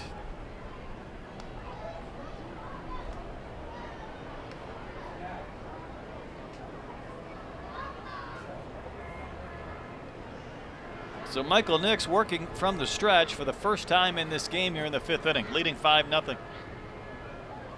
Scott sets up on that outer half of the dish. Here's the pitch, and it does catch the corner, just a little bit above the knees to Bierfeld. Sit for the 14 home runs for this New Britain team that's been trying to find some offense, and now they're really going to need to find it. There to have a chance to come back in this game. Next pitch from Nix, waved at and missed. That looked like a high changeup that floated in, but it had Bierfeld out in front.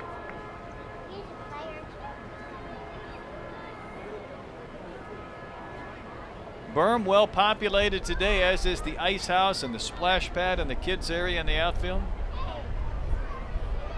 Fans on the berm, though, they have strategically set themselves in a line with the shade, angling up the hill towards the top as Nix misses low. Wouldn't you? Yes. Well, I've got fair Irish skin. Some people like to get tan. I don't tan, I burn. I roast. So I would sit in the shade and it still wouldn't matter.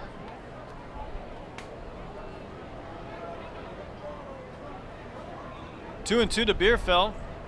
Nix fighting it just a little bit here in the last 7 or 8 pitches. Next one is laced to third. Diving catch by Zawatsky. Behind the bag near the chalk, came down with the baseball and he saved extra bases. What a play by Zawatsky. Laid out down the third base line. Weren't you the one asking earlier, and rightfully so, why he was so close to the line? Yep. Now I know. That was George Brett, Gary Gaetti, Greg Nettles-esque down there. Yeah, that was a nice diving effort. We've seen a couple of those in this series already. Here's Jamar Walton. Bounced out to Jan Santi at second. His only time in. Left-handed hitter looks at a strike over that outside edge.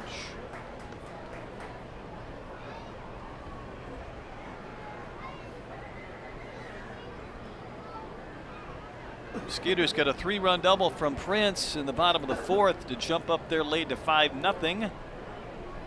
Trying to send this here to the bottom of the 5th. Waving a miss by Walton at a high pitch. That was up and out of the zone. Walton cannot resist, and it's 0-2.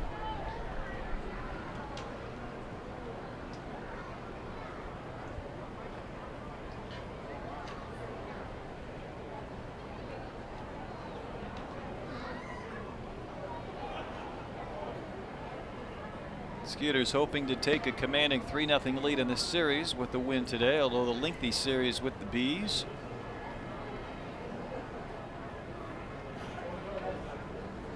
Two strikes the count to Walton.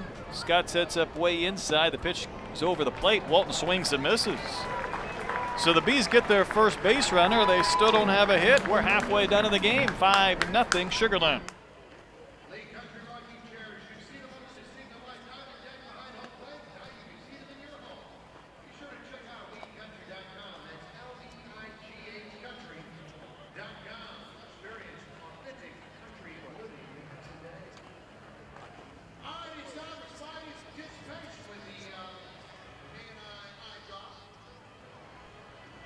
Everybody look up.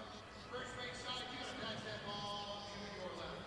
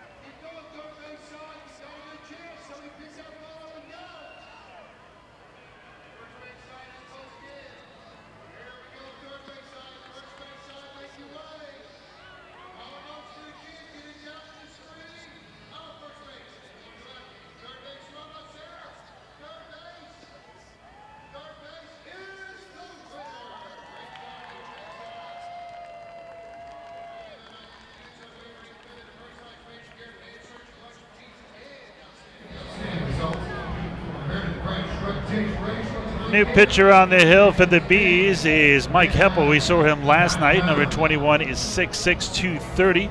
He is a Connecticut native from Newington, Connecticut. He's been as high as Double-A. Last pitch for the Double-A Mets. Born originally in Hartford, he also went to college in Connecticut. Went to Eastern Connecticut State University. Last year split time between A and Double-A. Had only been in the Mets system. Never got drafted. Spent the first few years of his career with the American Association and the Frontier League before he was picked up by New York. Take a look at his numbers from last night. Just won a 2/3 of an inning in the 3-2 loss in extras. No runs, no hits, walked one, did not strike out a batter. Overall, no record, an 8.43 ERA. This will be his 5th appearance in 5 1/3. He has struck out 6 but walked a very high 9 while allowing 5 hits. Travis Scott will lead off, the cleanup hitter. Skeeters up 5-0, batting here in the bottom of the 5th. Heppel, the right-hander's first pitch, hit high in the air to deep right center. Winds won't help this much. Walton back on the track, and he'll make the catch near the bullpen. That was out of here yesterday. Today that wind back to its old tricks, blowing in. Usually blows in from right center. It's blowing in from left center today, but still clearly held that ball up. Here's Nelson. All he's done is hit an absolute line drive to the shortstop. It was teed off on for a double play and then hit a ball to right center. Looked like an extra base hit. Krause continues to shade him way over into right center as we speak. He hits one just a little bit to the left of the batter's eye. He can run for a long time. Instead, they had him play perfectly, and he takes the ball in from Heppel on the relief of Jarvis, who goes 4 innings. Gives up the 4 hits, pitch for a strike to Nelson. I believe one of the runs unearned for Jarvis. Nelson trying to get rewarded with a hit, waiting on a 1-1 pitch. Good one for a strike, outer half of the dish. Apple, 26 years old, will be 27 in about a month, June 5th. Career record of 8-7 with a 3.37 ERA and 2 saves.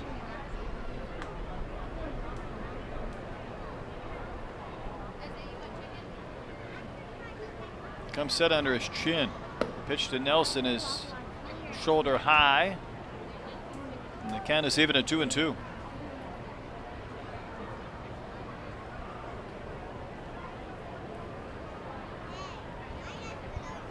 Wilkins on deck. The next pitch is a breaking ball, and it was a hanger, and it's blooped out into left center field, dropping for a base hit. So the softest of the 3 plate appearances for Nelson as far as contact, but this one is a base hit. That is now a 7-game hitting streak for Nelson.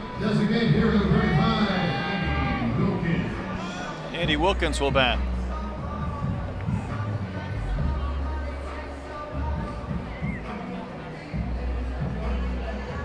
Wilkins walked and scored in the 2nd, struck out in the 4th.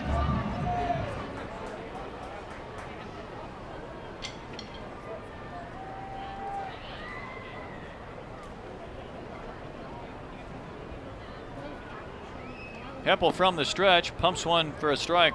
Fastball to get ahead of Wilkins.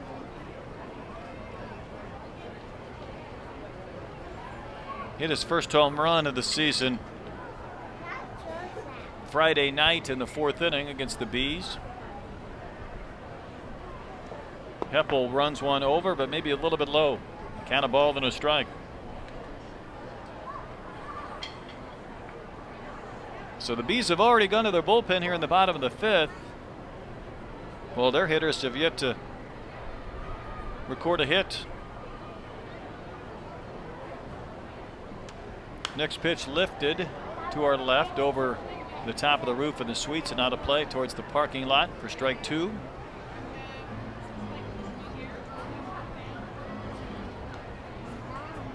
Temperature in the low 80s, bright sunshine, light breeze here at the ballpark today, and really great crowds throughout the entire weekend.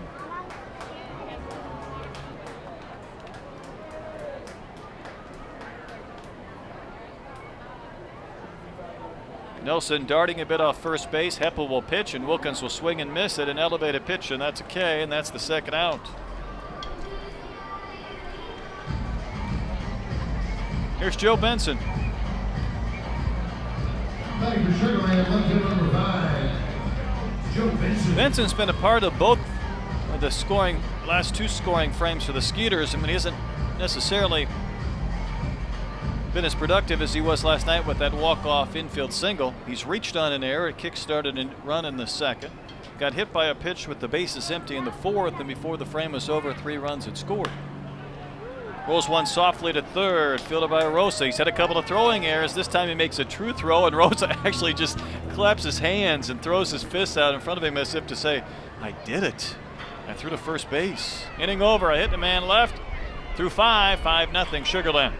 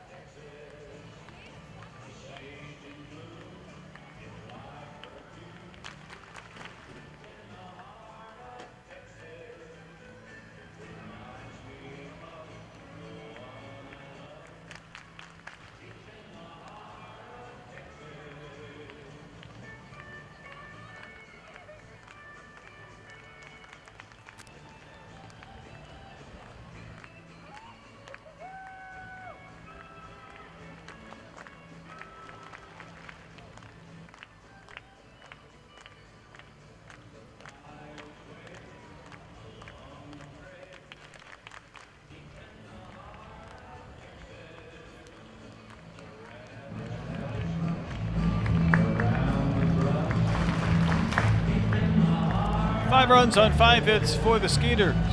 No runs, no hits, couple of errors for the Bees. They're ready to bat in the top of the 6th against Michael Nix. You'll look at McGuigan, Villascusa, and Carrillo. 8, 9, and 1 hitters for New Britain. Here's McGuigan. He struck out in his only at bat today. He had a 2-homer game Friday night. This series opener, a game that looked like the Bees were going to win it before the Skeeters scored 4 runs, all coming with 2 outs in the 8th. And they ended up getting the victory.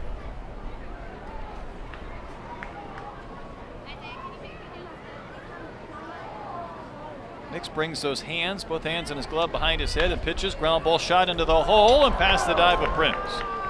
So on the first pitch, a breaking ball that didn't have a lot of bite to it got rolled into left for the first hit by the Bees in the game. Had their first base runner last inning on a walk to Griffin with 1 gone. And now McGuigan on and brings up Villascusa.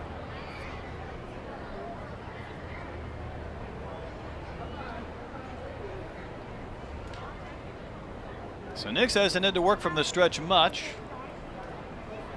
I'm more concerned about protecting this 5-0 lead. And Nix, who came into the game, was 0-3. Despite a sub-4 earned run average. He's gone 6 innings, 6 1/3 innings, and 6 innings. Needs 3 outs to get back to that 6-inning plateau again. It's been economical to this point. Villascusa runs up to bunt and missed it, and that's a strike. He didn't get the bat back in time. He's going to try and take that bat and ball with him up the first base side. It was one of those slap type hits because he tried to bunt it straight down, try to get that little bounce, and then beat it out for a base hit. Yeah, no bueno.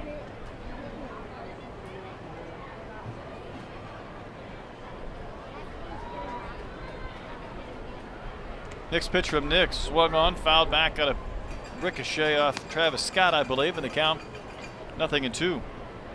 Villascusa spent most of his career in the Mexican League. .219 career hitter in 7 seasons, a home run and 8 RBIs. Did you say he was from Yuma, Arizona?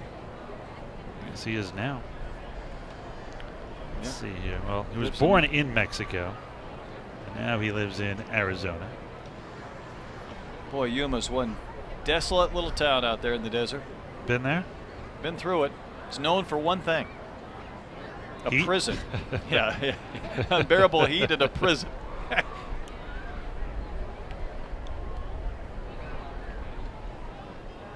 2 strikes to count.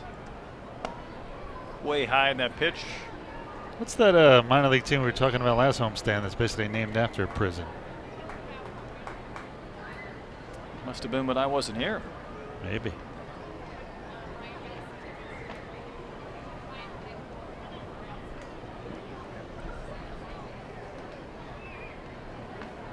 Next pitch from Nix. Left it up in the zone. It was popped up third base side. It'll drift back and be up on top of the roof and out of play. Activity starting in the Skeeters bullpen, but Nix just hasn't been quite as pinpoint in his control this inning, missing a spot a couple of times. Scusa probably lives in Arizona because he played rookie ball in the Diamondback system for a little while. And then his only other non-foreign baseball was in the United League. It was in 2009 for Coastal Bend. Did play for El Paso in 2013. That the American Associate, not the AAA Right, team. before they got the new stadium.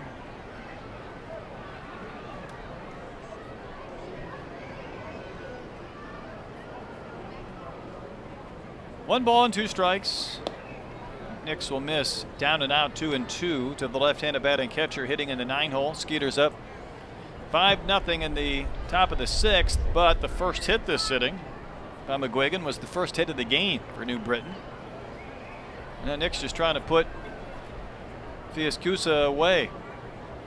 Travis sets up in, runner goes, pitch is high, throw down nearly hit Nix. It bounces twice and it still gets McGuigan. It nearly hit the pitcher, it bounced twice, and it was still good enough to throw out McGuigan. My goodness, that was close to taking off Nix's head. And Nix wasn't holding up his glove, he was just bending out of the way, so he wasn't even capable of flagging it down.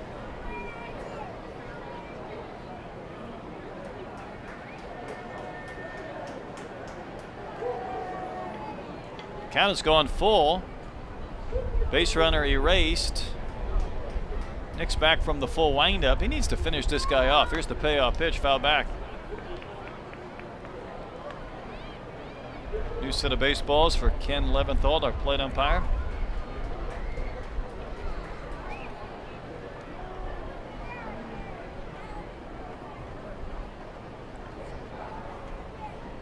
Here comes the wind and another payoff pitch. Another foul ball, so a good sequence rolling here. That one sent to the left, high and out of play. It is 77 pitches now for Nix.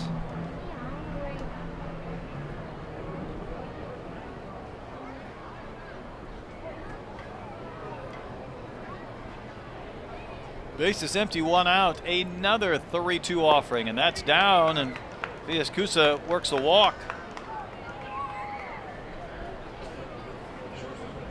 Second walk by Nix, and now it turns the lineup over for Steve Carrillo, who's lined to center. Miller made a sliding catch to start the game, and then he went down on strikes, did Carrillo in the 4th inning.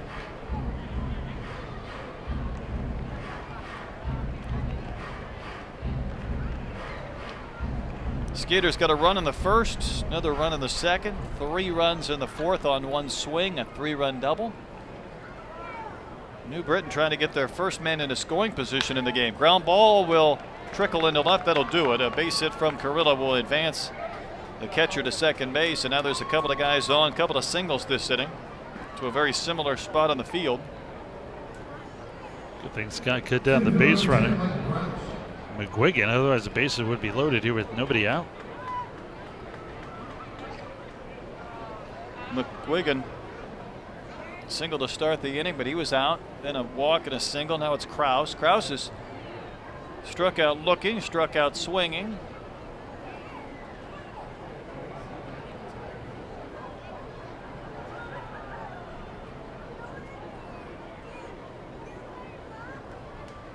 No action in the Skeeters bullpen right now, so this will be Nix's game for now.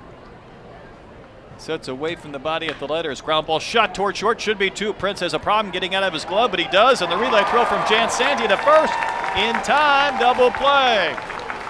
That one was the hardest hit ball of the frame, but it goes for two. 6-4-3 double play. First couple of hits for the Bees, but we're 5.5 complete. Still 5-0 Sugar Land.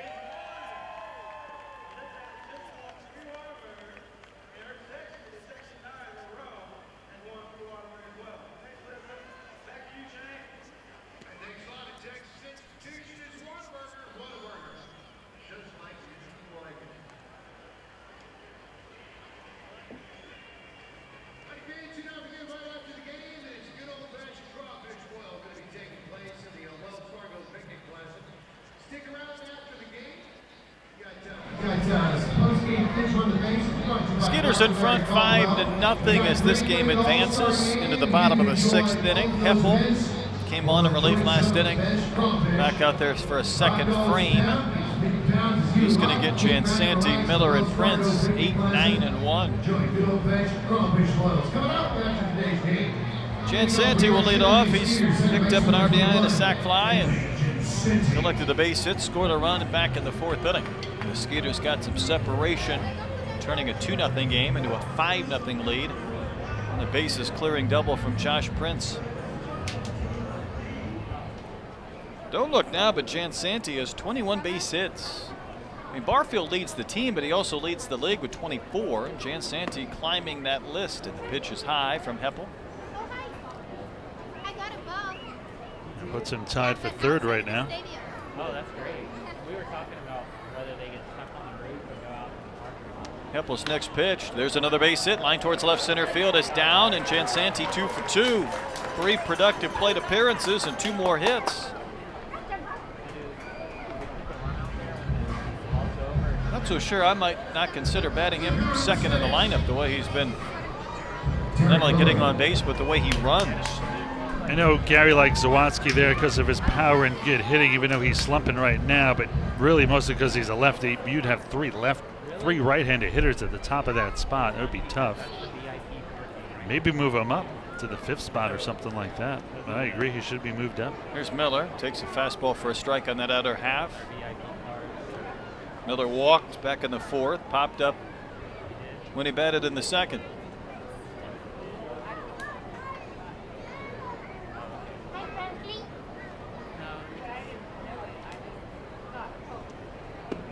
Pitch is a little bit outside for a ball. I know there's certainly configurations of lineups where you don't want too many right-handers or left-handers together. I would say it's less of an issue here than it is, say, at the major league level where you have so many specialists. You have left-handers that are specifically there to come in late in games to get left-handers out. You don't necessarily have that here as Miller takes a breaking ball for a strike. I mean, last night we saw Fry, a lefty, throw 3 innings.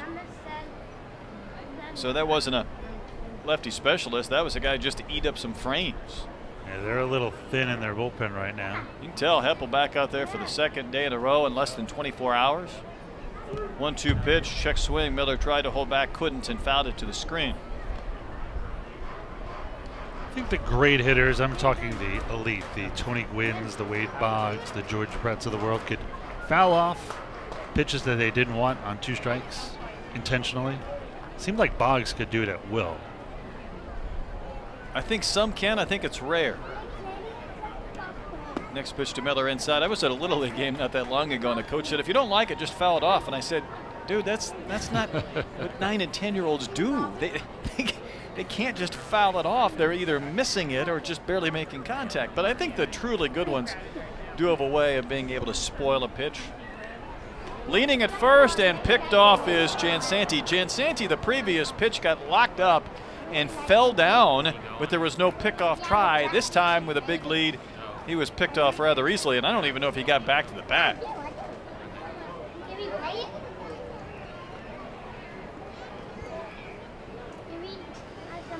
Count holds at 2-2 to Miller. And again, he just throws his bat out there about halfway, and it ricochets off the stick and back to the netting. It almost seemed like Miller did that twice now, like he did it intentionally. Because it was just high and outside, but he was afraid it was going to be a strike if he let it go.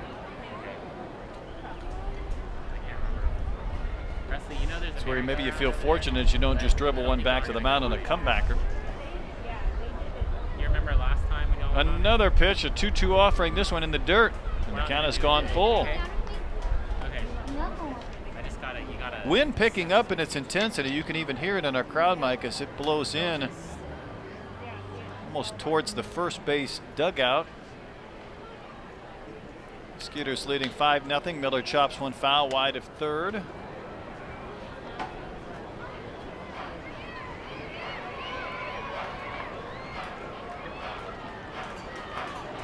Josh Prince on deck.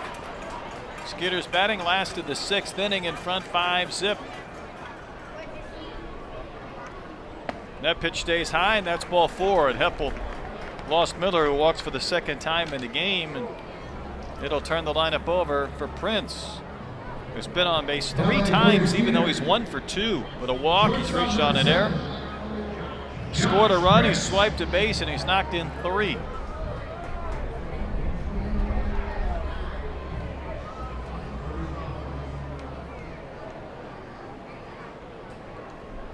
Cross playing a very shallow center, a few steps over in the left center. Bierfeld not that deep in left field either. Swinging a foul right back to the netting. The bat of Prince.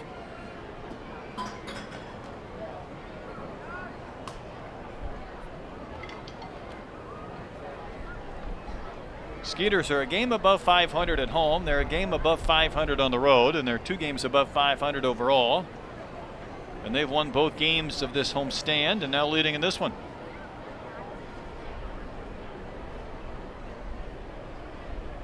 Heppel just holding, now pitching, and Prince waves and misses at a Skeeters high pitch on his jersey. Again elevated, and Prince, once he started his swing, knew he had been had.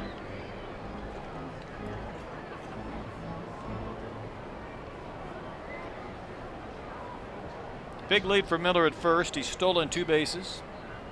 He'll draw a throw, and he's lucky to get back. I thought Joe Harris was going to punch him out too. I did as well.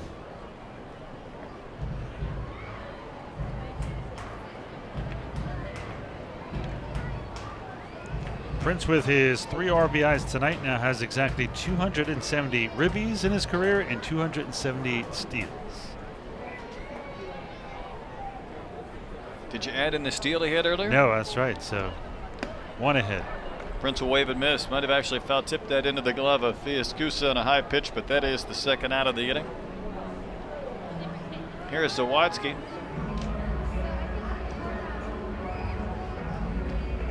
Baseman number 14. Zawadski started the scoring with an RBI single up the middle in the first. He's flied to center. He's popped up to short since on a 1 for 3 afternoon. So Miller at first, 2 gone. That pitch way high, and it nearly went to the screen. Scusa had to use all of his 6'2" frame there. Came out of the crouch, jumped, and almost went over his head. That's a little high.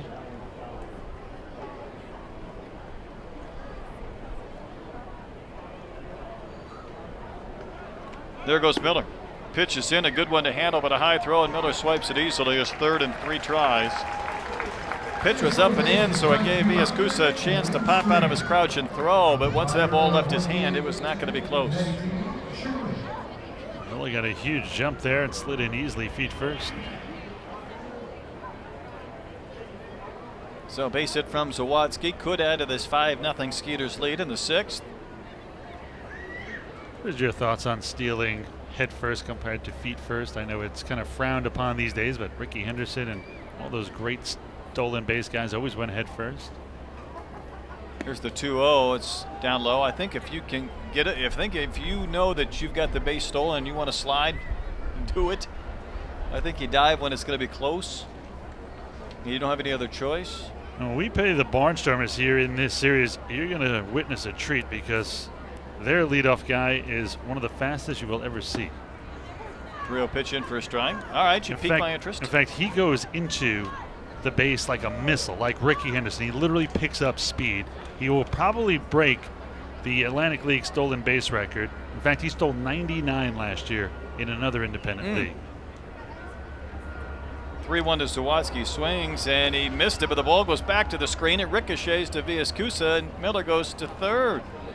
And Villascusa had been able to play the carom on just whiffing on that pitch. He might have had a chance at third base.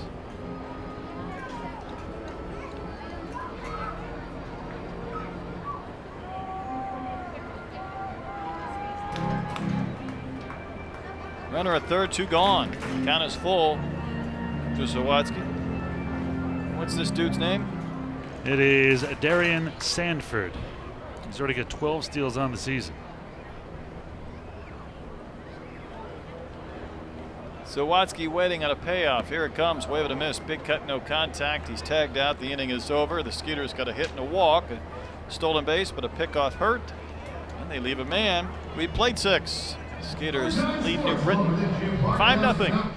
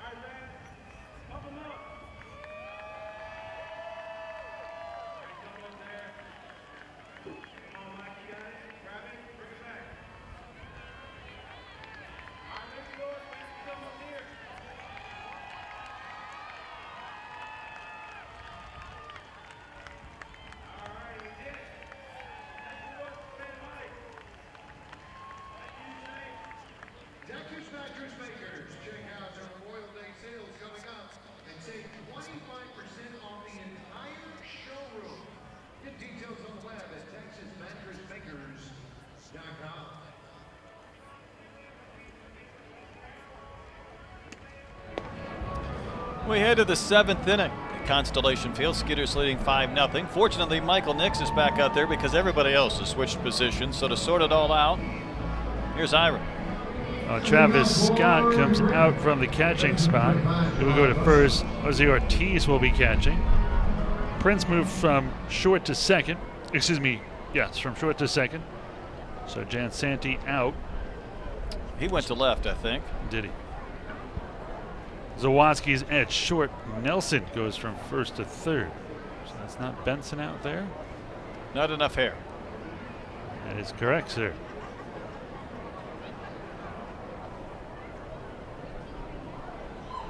Well, in steps Javon Rosa. The first pitch to Rosa, a strike on the outside corner, 0-1. 3, 4, and 5 here for the Bees. They're down 5-0 to the Skeeters. Rosa, Craig Maddox, and John Griffin.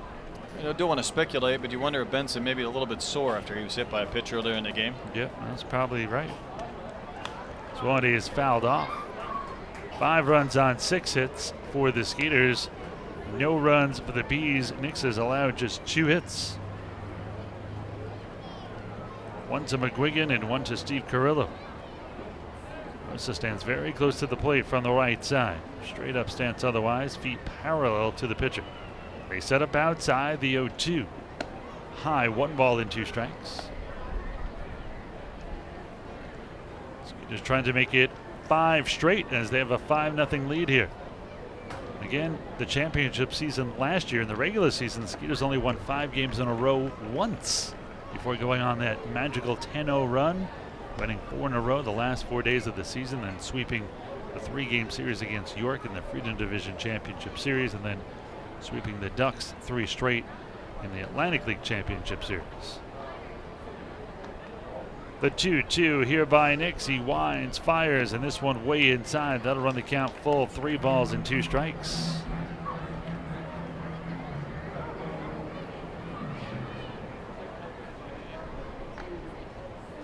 Nix slowing down a bit, getting towards that 90 pitch mark.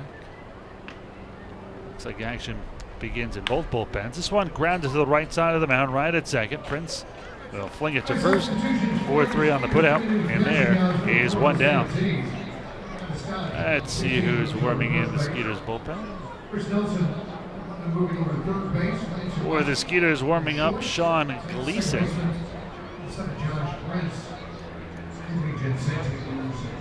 And for the Bees, it is Chris Hayes, who we saw last night. He's got the loss, and Mark Haynes for the Skeeters got the win. One foul back into the screen in front of us. No balls and 1 strike to count here on Maddox. Maddox broke up the string of Nix retiring the first 3. Excuse me, he was the 13th straight retired before Nix allowed a walk to the on-deck hitter John Griffin. Nix had retired all 13 of the first batters he faced. Starting to get first no-hitter in Skeeters history vibes, but I've seen a couple of close ones here, including 1 out away. Never forgive Kyle Hinkert for that. This one check, swing high. They appealed. Did he go? No. 2-1. And Clint Everts had one working into the 9th inning, because I went down to the dugout that night, and yeah, he was on the end of both of those no-hitters that nearly happened for the Skeeters. when I was in the dugout before long, balls are flying off the fence, and I thought, nah, time to leave.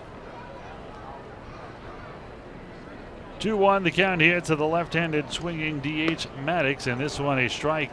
Fastball catches the outside corner. 2 balls and 2 strikes. 1 out, none on top of the 7th. Skeeters leading 5-0.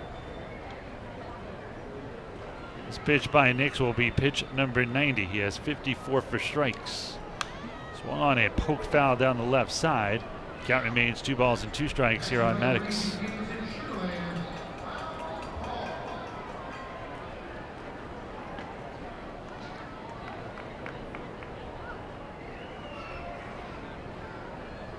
Brett Marshall goes for the Skeeters tomorrow.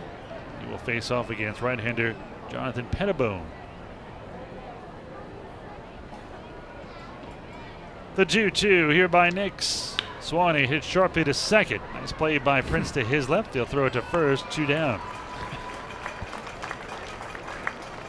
I don't know what he was doing. He had a little flare to that. Didn't move, and then he kind of backpedaled once he took it cleanly and flipped to first. Amazing how the ball finds you as soon as you move positions. Goes from short to second, both balls at him. 2 down, none on here for John Griffin. Griffin has grounded back to the pitcher and walked. He's looking for his 4th 1-2-3 inning of the game. Correction, 5th. Big swing and a miss here by Griffin. No balls and 1 strike to count. Sugarland 5 runs on 6 hits. No errors. The New Britain Bees no runs, 2 hits, and 2 E's. They have as many hits as they do errors. So on a miss. Griffin chased a high outside fastball, and now Nix ahead 0-2. Skeeters been heating up some activity in their bullpen all inning, though, and as Nix approaches kind of that 100 mark, you wonder if maybe 7 scoreless, if he gets through this frame, might be where he stops, or whether Gary pushes him on for another. The 0-2 here by Nix. Swung and fouled off to the right side. Count remains no balls and 2 strikes.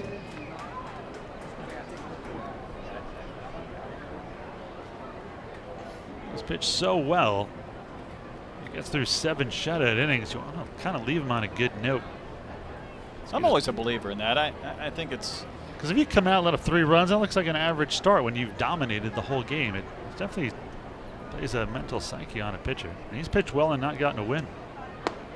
On the outside corner, strike 3. Another 3 up, 3 down inning for Nix. 5th K of the day. And there's 3 away. 7th inning stretch time. Get your peanuts and Cracker Jacks. I do care if you never come back. Skeeters leading 5-0.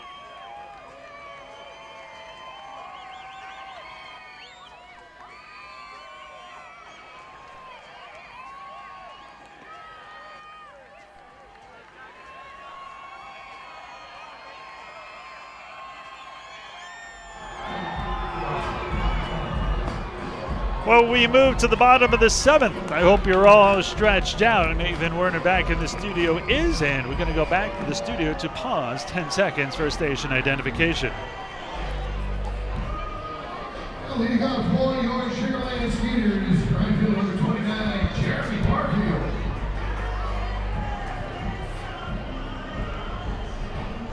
Bottom of the 7th, Jeremy Barfield will lead it off in the Skeeters.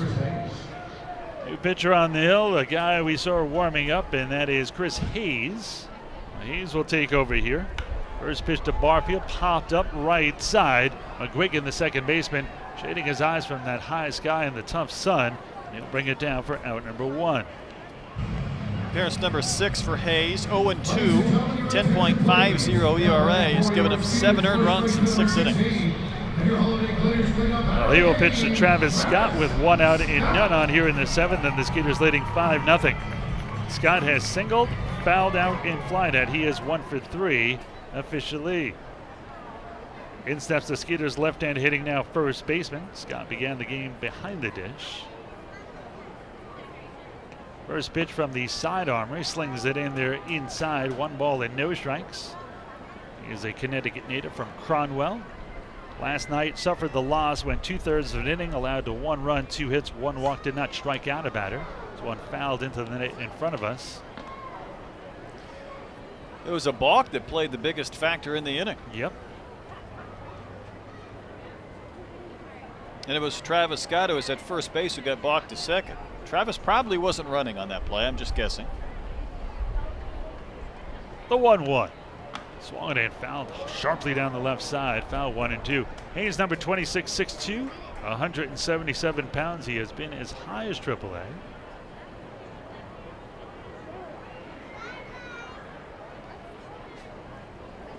Scott came in batting .294, 2 home runs, 8 RBIs. This one slings and through the wickets again of Scusa, having a tough day out there. Not really his fault necessarily, just some tough pitches by his pitchers.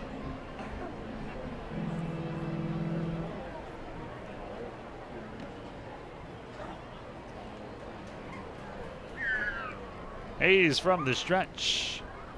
A 34-year-old winds, and this one is clubbed into right field. And again, Scott gonna have to pay the price of that wind out there. Probably the second home run of the game he should have had.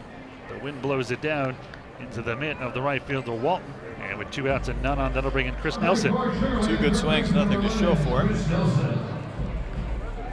And if you remember last night, I mentioned Hayes was the guy who hadn't pitched since 2012 when he split time between Bridgeport and Long Island. Decided to come out of retirement, a 4-year layoff. Here's one, a strike on the outside corner. No balls and 1 strike to count. Well, I got to believe there may have been something injury-related involved, but that's still a lengthy time to be away. This one is chopped to the left side. The shortstop from the hole flings it to first in time, and Hayes, a nice job. 3 up, 3 down. A pop out, a line out, a ground out. Skeeters go down 1, 2, 3 through 7 innings of play. It is the Skeeters still in front, 5-0 over New Britain.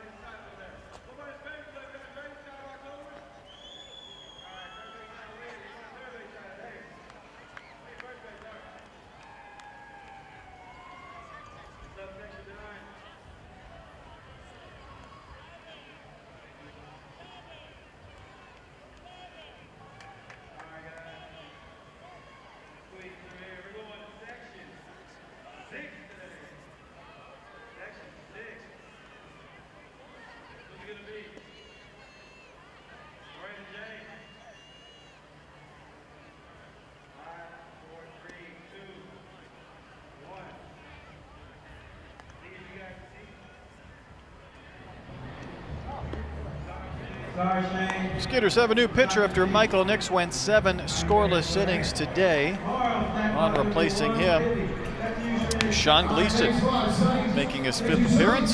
That's a win. 9.45 ERA. That's 7 earnings and 6 2/3 innings of work. Gleason, 31 years old, the right-hander, number 10, 5'11", 210. Currently resides in Las Vegas, Nevada. Was with the Skeeters last year. Did his highest AAA, 10 years as a pro for Gleason. Gleason really had a strange victory his last time out. He came in and after 2 pitches gave up a grand slam, got the victory in that wild 12-11 win. Skeeters leading 5-0 here. Get you the numbers on Nix here. As the number 6 hitter, Connor Bierfeld, steps in. 6, 7, and 8. Bierfeld, Walton, and Jake McGuigan. First pitch here by Gleason. A strike on the outside corner. No balls and 1 strike to count. Nix goes 7 innings, allows just 2 hits. No runs earned or otherwise. 2 walks, struck out 6. This one misses a little bit low and away. 1 ball and 1 strike to count here from Gleason.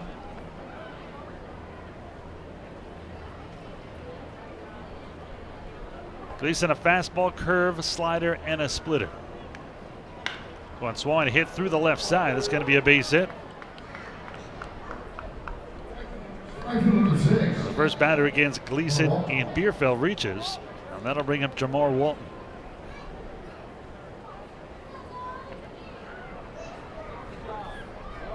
Walton, the left-hand hitting right fielder, 0 for 2. He is grounded to second and struck out.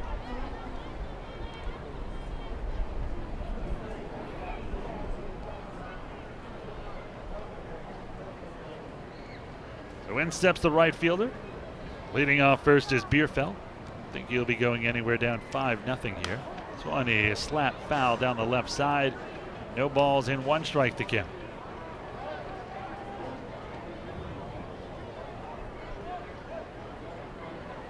Blowing it a bit harder from left center now. Check swing down low off the mid of Ortiz, a few feet to his right, but no advance by Bierfeld. 1 ball and 1 strike to count here on Walton. It does 5 runs on 6 hits. The Bees now no runs on 3.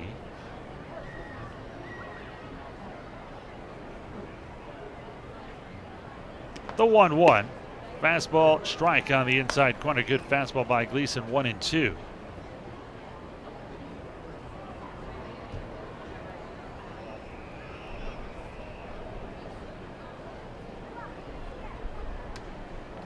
This one is hit up the middle to the right of second and past Prince. Prince was going to try to sweep it in one motion and step on second. Turn it himself. Would have been a double play. Now first and second. It's going to be an E4, excuse me. I think Gleason might have had a chance to stab at it, but he didn't want to misdirect it or kick the ball in a different direction from Prince, and it looked like the good decision until Prince got a little bit quick and trying to scoop and head towards the bag. That'll bring in Jake McGuigan. McGuigan 1 for 2. He struck out, singled last time up. Skeeters leading 5-0 here in the 8th. Fastball strike on the outside corner, 0-1 the count. Home plate umpire Ken Leventhal's been giving that outside corner to pitches with right-handed hitters up all day, so it's been consistent. This one hit high in the air to left. Going back is Jansanti on the warning track, will flag it down. The throw comes into third and a good one. One hopper right to Nelson at third. Wasn't easy with the win. Jansanti stayed with it. Made a great throw to third base. So one down. Skeeters need 5 more outs for the win. Up 5-0 here as we go to the number 9 hitter, the switch hitting. And is that? No, that is not. No, that is Villascusa. Batting here from the left side against the right-handed Gleason.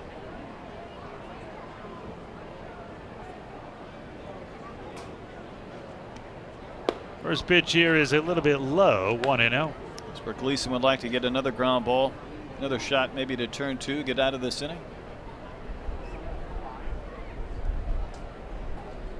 Gleason from the stretch will come home. They set up away, and this one a fastball on the outside corner. Gleason pinpointing his strikes on the inside and outside corner here today. 1 ball, 1 strike, 1 out. 2 on, runners on first and second. It is Bierfeld for the Bees down at second and Jamal Walton on at first. Skeeters with a 5-0 lead. 2-1 now the count here to Villascusa.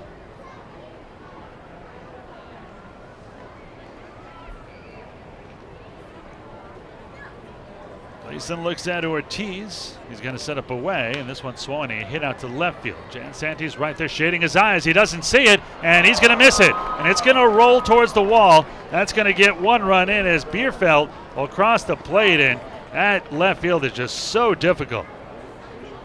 Will probably go down as a hit, but Jansanti was just blinded by the sun. And he was right there, too. That was the tough part. I mean, he was in position, even if he picked it up late to maybe make the catch, but it landed right behind him.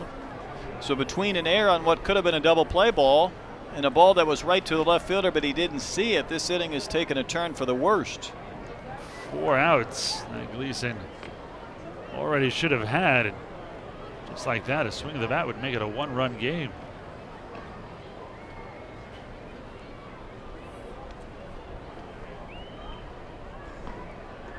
Pitch here by Gleason is down low, 1-0 as we go back to the top of the order with Steve Carrillo. Looks like they're going to give an error. Maybe not. Nope, it's going to be a hit. I guess it has to be, although no official score it like that, but doesn't necessarily have to be. This one high, 1-0. I think if you just misplay it so badly that you don't touch it, I'm in favor of ease. But on a ball like that where you just simply can't see it, Villascusa gets the lucky single.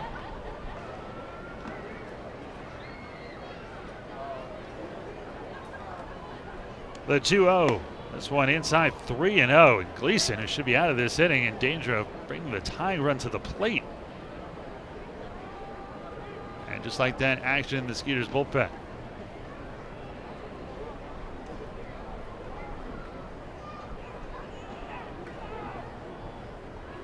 That is Felipe Paulino, the Skeeters closer. This one a strike on the outside corner, 3-1. Paulino leads the team with 4 saves. Be the last batter for Gleason if he doesn't get him out. The 3-1. Swung and fouled off to the right side. That'll run the count full 3-2 here to Carrillo, who's 1 for 3.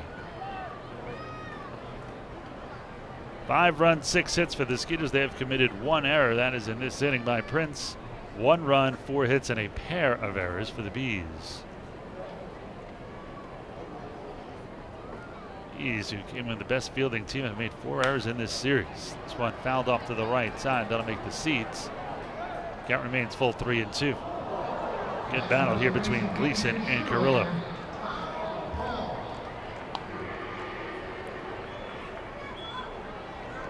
Let's see if Gleason can bear down here and get a very big out. Can make a pretty good argument. He's going to need to get 5 outs in this inning. The double play ball that Prince couldn't come up with, and then the Jan Santi sun-aided hit.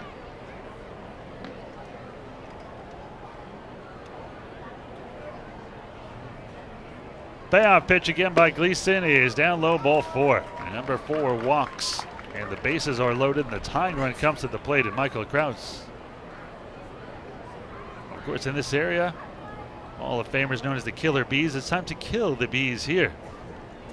Skeeters do not want a long ball here. Waste a great effort by Michael Nix, who's had hard luck enough this season.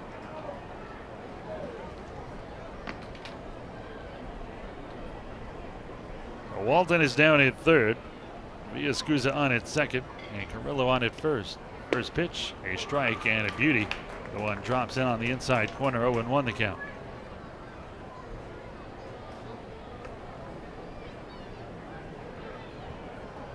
Kraus so far today has struck out twice and hit into a double play. This one is hit toward short. This could be 2. They go to second for 1. Backhanded by Prince to first, and there's a double play. What a job by Gleason. He slams his mitt in jubilation to get out of that. He only needed 5 outs to do it. What a play as Zawadzki feeds it to Prince. A bare hand throws it to first to Scott for the 6-4-3 twin killing. Middle of the 8th inning. Skeeters up by 4-5-1.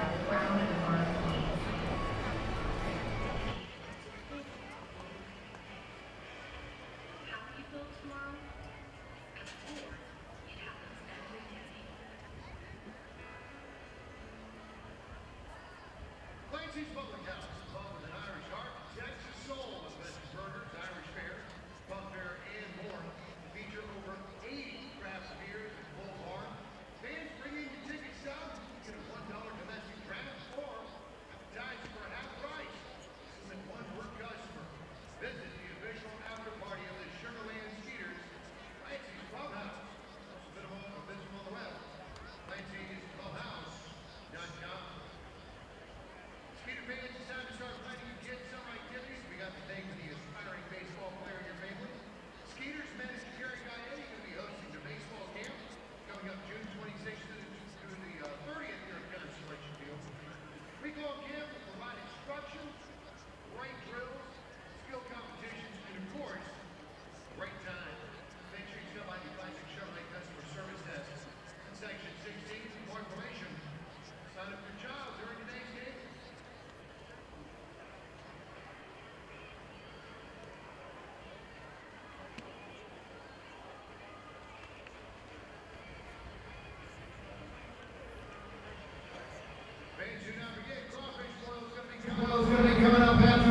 We move to the bottom of the 8th inning. The Bees got 1 back, but what a job by Sean Gleason. None of it really his fault. He should have had a 3-up, 3-down inning, but pitched out of a jam because of the error by Prince and a ball that was lost by Jan Santi in the sun and left.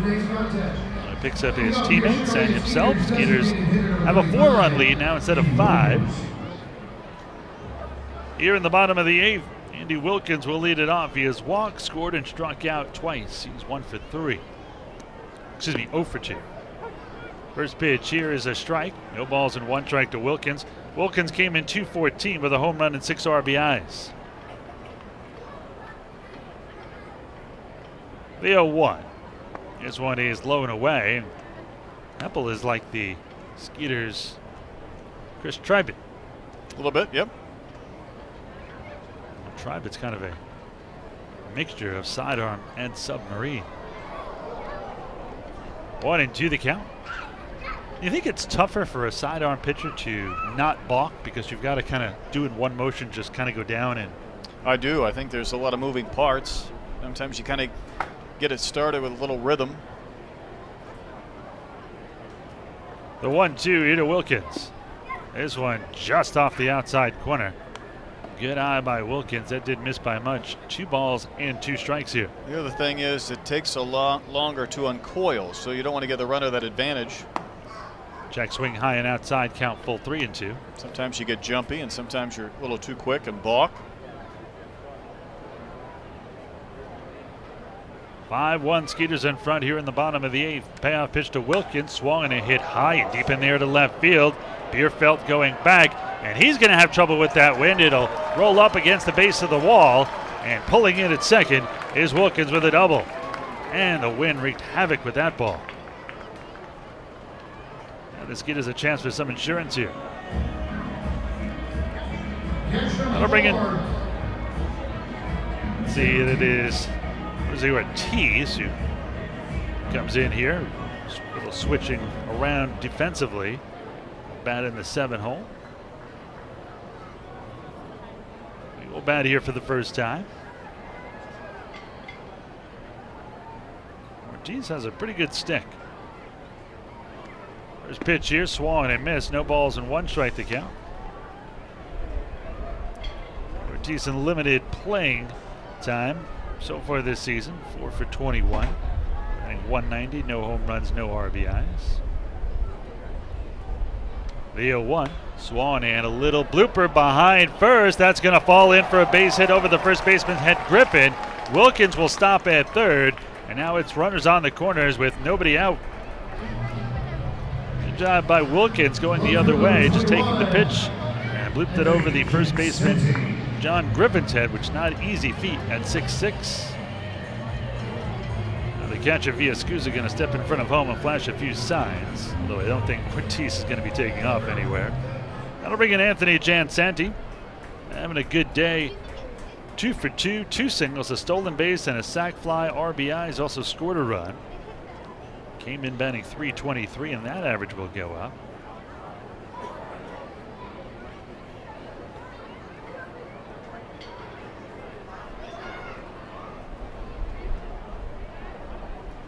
First pitch here. This one swung a bullet to second. This could be 2. They'll throw it to first, and that's going to be a double play. The second time the Skeeters have lined into a double play today. Last time it was Nelson. Another ball just barreled up by Jansanti. Not very much luck on that one. Well, the runner at third, Skeeters are looking for some insurance. And remember, insurance runs are brought to you by Texas Farm Bureau Insurance. We remind you to get free tickets to Skeeters games on Sunday.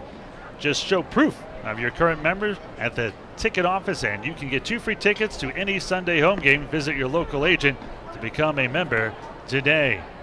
First pitch to Derek Miller, a strike. 0-1. Miller has popped out to first, walked each of the last 2 times up. He's also scored a run and stolen a base.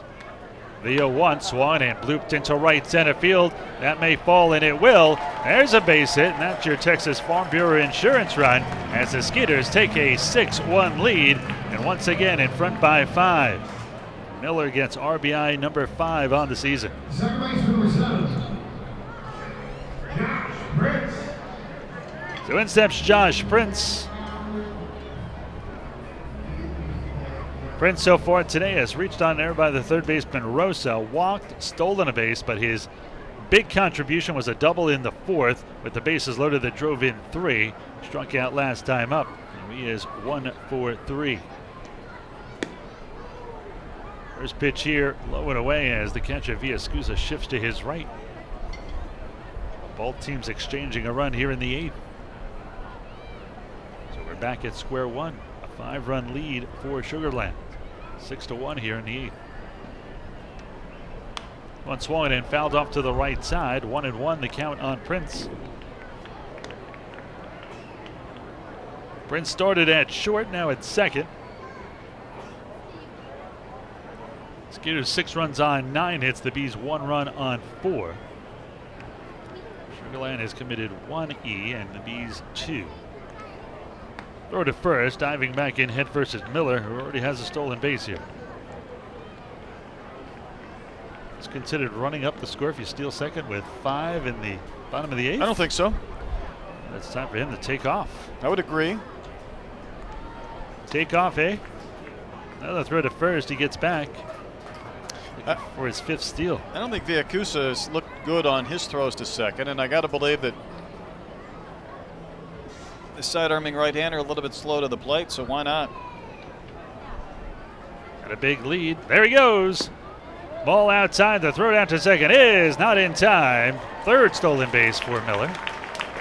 Holy smokes on that throw. Skeeters now stolen 19 of 20.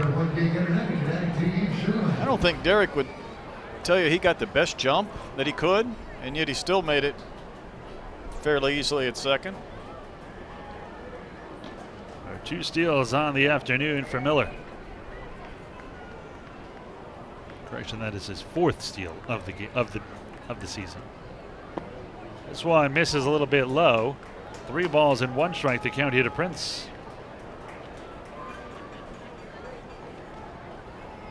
Skeeters leading 6-1 here in the bottom of the 8th.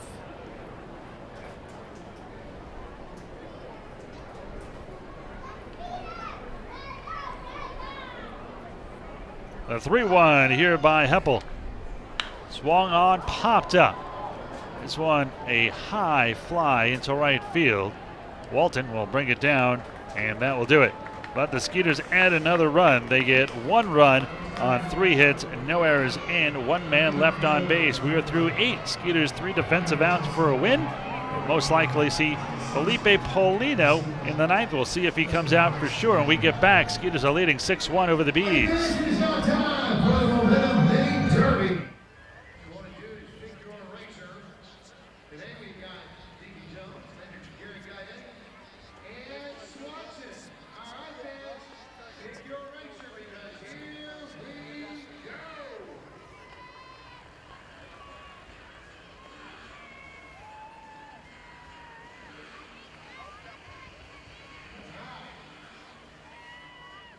Down the back stretch. Deacon Jones was in the lead. Now it's manager Gary Gaetti looking strong. They're going into the final turn.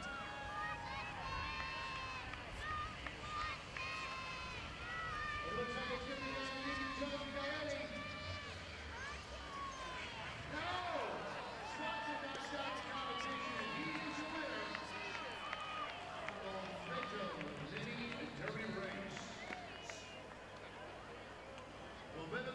Check them out on the web, momentumcity.com.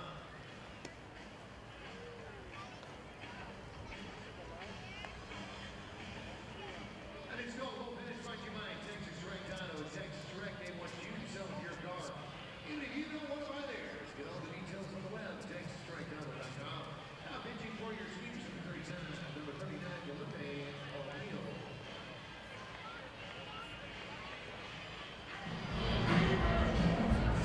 Felipe Paulino on the pitch in the 9th inning.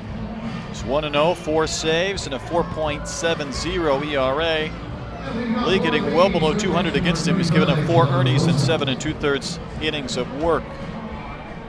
Well, Paulino will try to close it out here. A non-save situation with a 5-run lead. Skeeters are up 6-1, but it was already getting loose. 3, 4, and 5 here for the Bees. Javon Rosick, Craig Maddox, John Griffin against the 33-year-old former big leaguer. First pitch here by Paulino. This one is outside. 1 ball and no strikes. Backhanded low and away by Ortiz. Paulino from Venezuela. Currently lives locally for Paulino.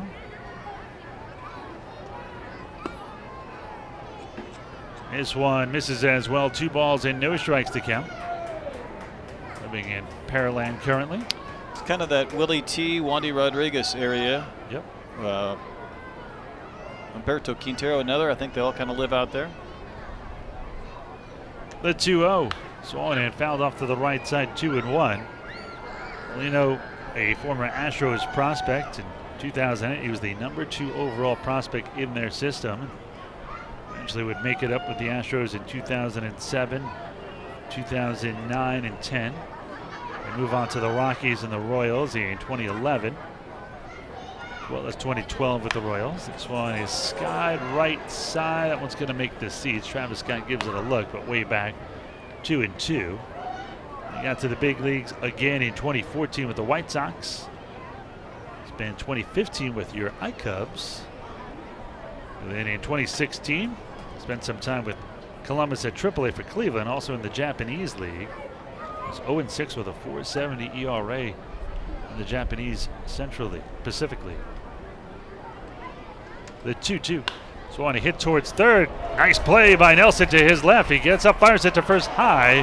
But Scott able to stay on the bag with his tall 6'3" frame.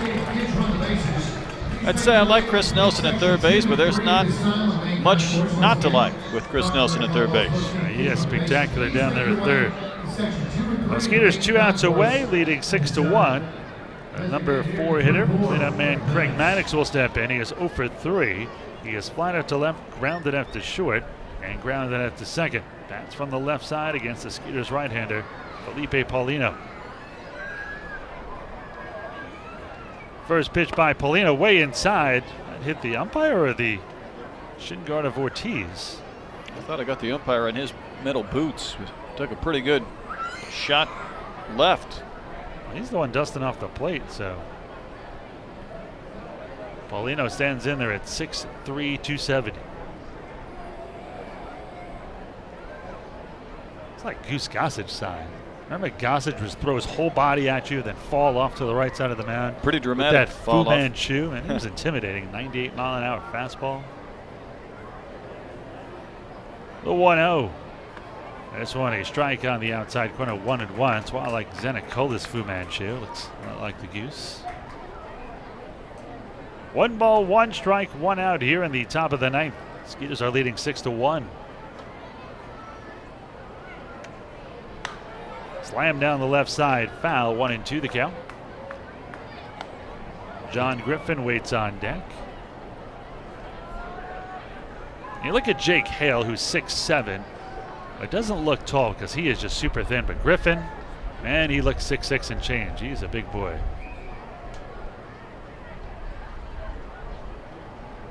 The 1-2 here by Paulino. Swanee hits to the right side, right at Scott. He gobbles it up with the mid up. Steps on first, 2 down, 3 unassisted on the put out, and there's 1 out to go for the victory. Skeeters up 5, looking for their 5th straight win here. And also drop New Britain to 0-7 in the month of May if they can't rally. Griffin 6'6", 230, the Bradenton, Florida native. First pitch here to Griffin. Fastball strike on the outside corner, 0-1.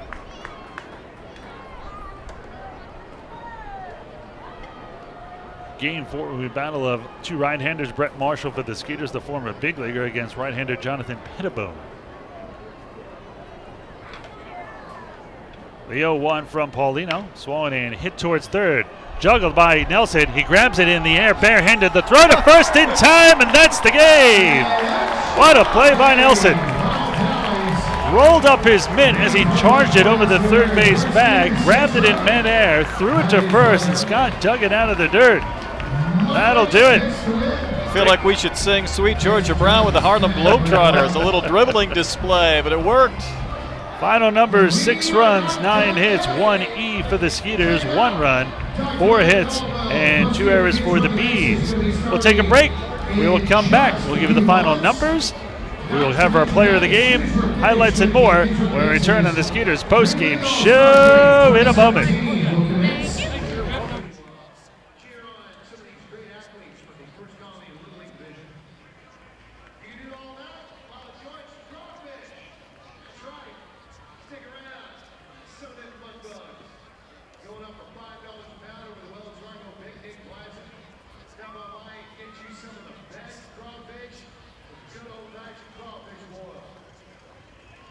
Kids run the bases. Dream League All-Star Game and crawfish boil. Big Sandy with the Skeeters win. You got a great Sunday afternoon. Audie Gibbs. Do not forget, of course, we also have game tomorrow night. 7:05 first pitch. Skeeters and the Bees will meet again here at Constellation Field.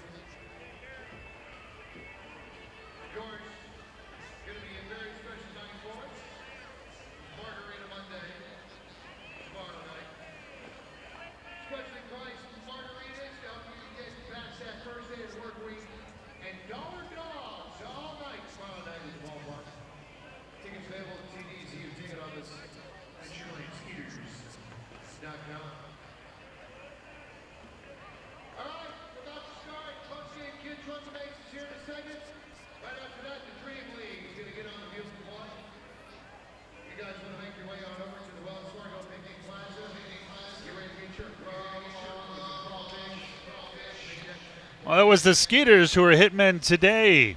You get 6 runs on 9 hits. They committed 1 error. The Bees 1 run, 4 hits, and a pair of errors. Skeeters win their 5th straight. The winning pitcher, Michael Nix, who had some tough losses, picks up the win. He is now 1-3. And Jason Jarvis takes the loss. He drops to 0-2. Time of the game, 2 hours and 25 minutes in front of 5,606 fans here at Constellation Field. Let's tell you how this one happened. It was the Skeeters who got off to a good start in the first 2 innings. In fact, they scored in 3 of the first 4 innings and was really all they needed.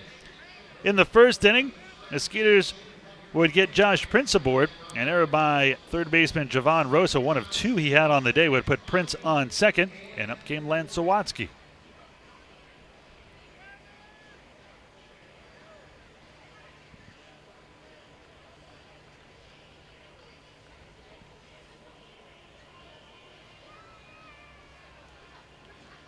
Skeeters would get another run in the second. Andy Wilkins would lead off, and then Joe Benton would reach on the second error by Javon Rosa, but runners on second and third for Anthony Jansanti.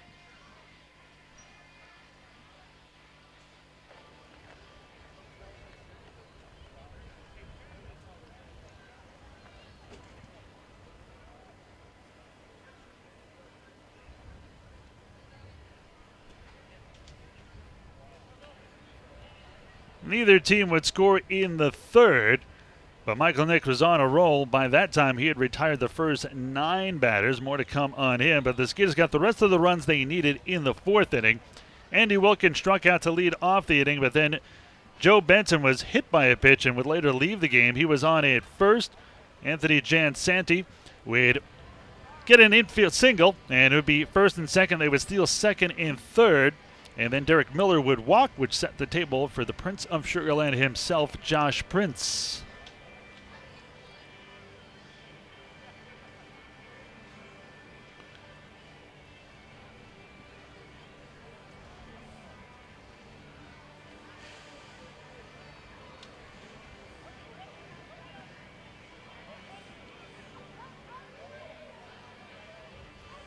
A double cleared the bases. It was 5-0 Sugar Land. The way Nix was pitching, that would be all they needed. He would retire 12 straight and then go into the 5th, and he'd make it 13 as Craig Maddox would come to the plate.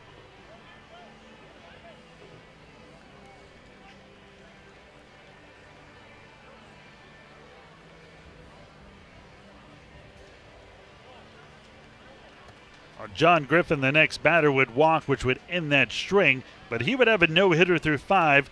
The first batter of the 6th would single in Jake McGuigan, which would break up the no-hitter, and I was starting to think, no. But it would go to the 8th inning. Nobody would score the rest of the way until the 8th. It was in the top of the 8th, and Sean Gleason came in after Nix went 7 terrific innings. More on him in a moment. Connor Bierfeld would lead off with a single, an error by Skeeter second baseman Josh Prince, a flyout to left by Jake McGuigan, and then Ivan Villascusa would break his offer to start the season.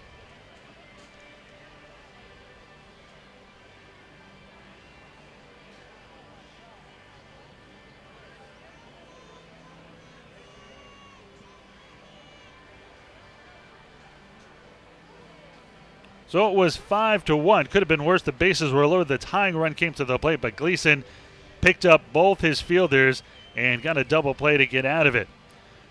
So in the bottom of the 8th, the Skeeters would once again make it a 5-run lead as Andy Wilkins led off with a double, and Jose Ortiz, who came in for Benson, with single, and Anthony Jansanti lined a bullet, but it was turned into a double play. But with 2 outs, up came Derek Miller.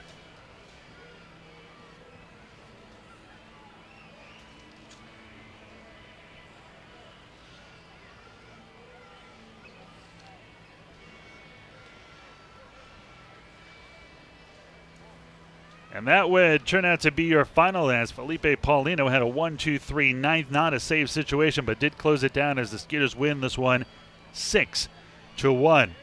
Well, the guy who was really dominant all game, that was Michael Nix. He got the win, and he is standing by with our own Andy Humphrey.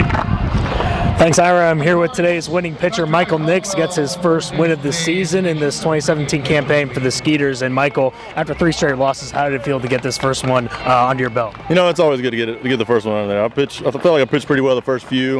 Didn't get much run support. Today the guys did a great, outstanding job of getting me a couple runs early, and that's key. You know, getting a couple over the plate early. But yeah, it feels great. Don't get me wrong. Any win is a good feeling. And a pretty unbelievable start to the game too. You sat down the first 13 batters. How did you get into a rhythm today? You know, just every game, my main goal is to strike one. And today I was doing a pretty good job of that, because if you get the first pitch over for a strike, it makes it really easy. The hitters have to get in swing mode, and all your pitches just look that much easier. So that's essentially what I do every time, and that's what I did today. So 7 scoreless innings, and you get that first win under your belt. How does this build into the next start for you?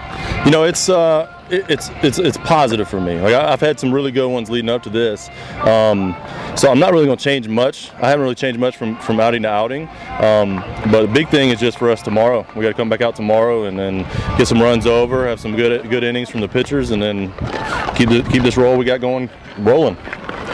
7 scoreless innings for Michael Nix. He's the winning pitcher for the Skeeters as they take this one 6-1. Michael, thanks for joining us. Thank you. Back to you, Ira. Thank you very much, Andy. So the Skeeters with the victory win their 5th straight, and we talked about it on the pregame show. Brett, the Skeeters had only won 5 in a row once last season, even the championship season, outside of that 10-game winning streak to close it out throughout the playoffs. But in the regular season, just one 5-game winning streak, and they have it here early in the season. And it was a game that, they've had to come from behind or win late in the first 2 games. This one they took control early.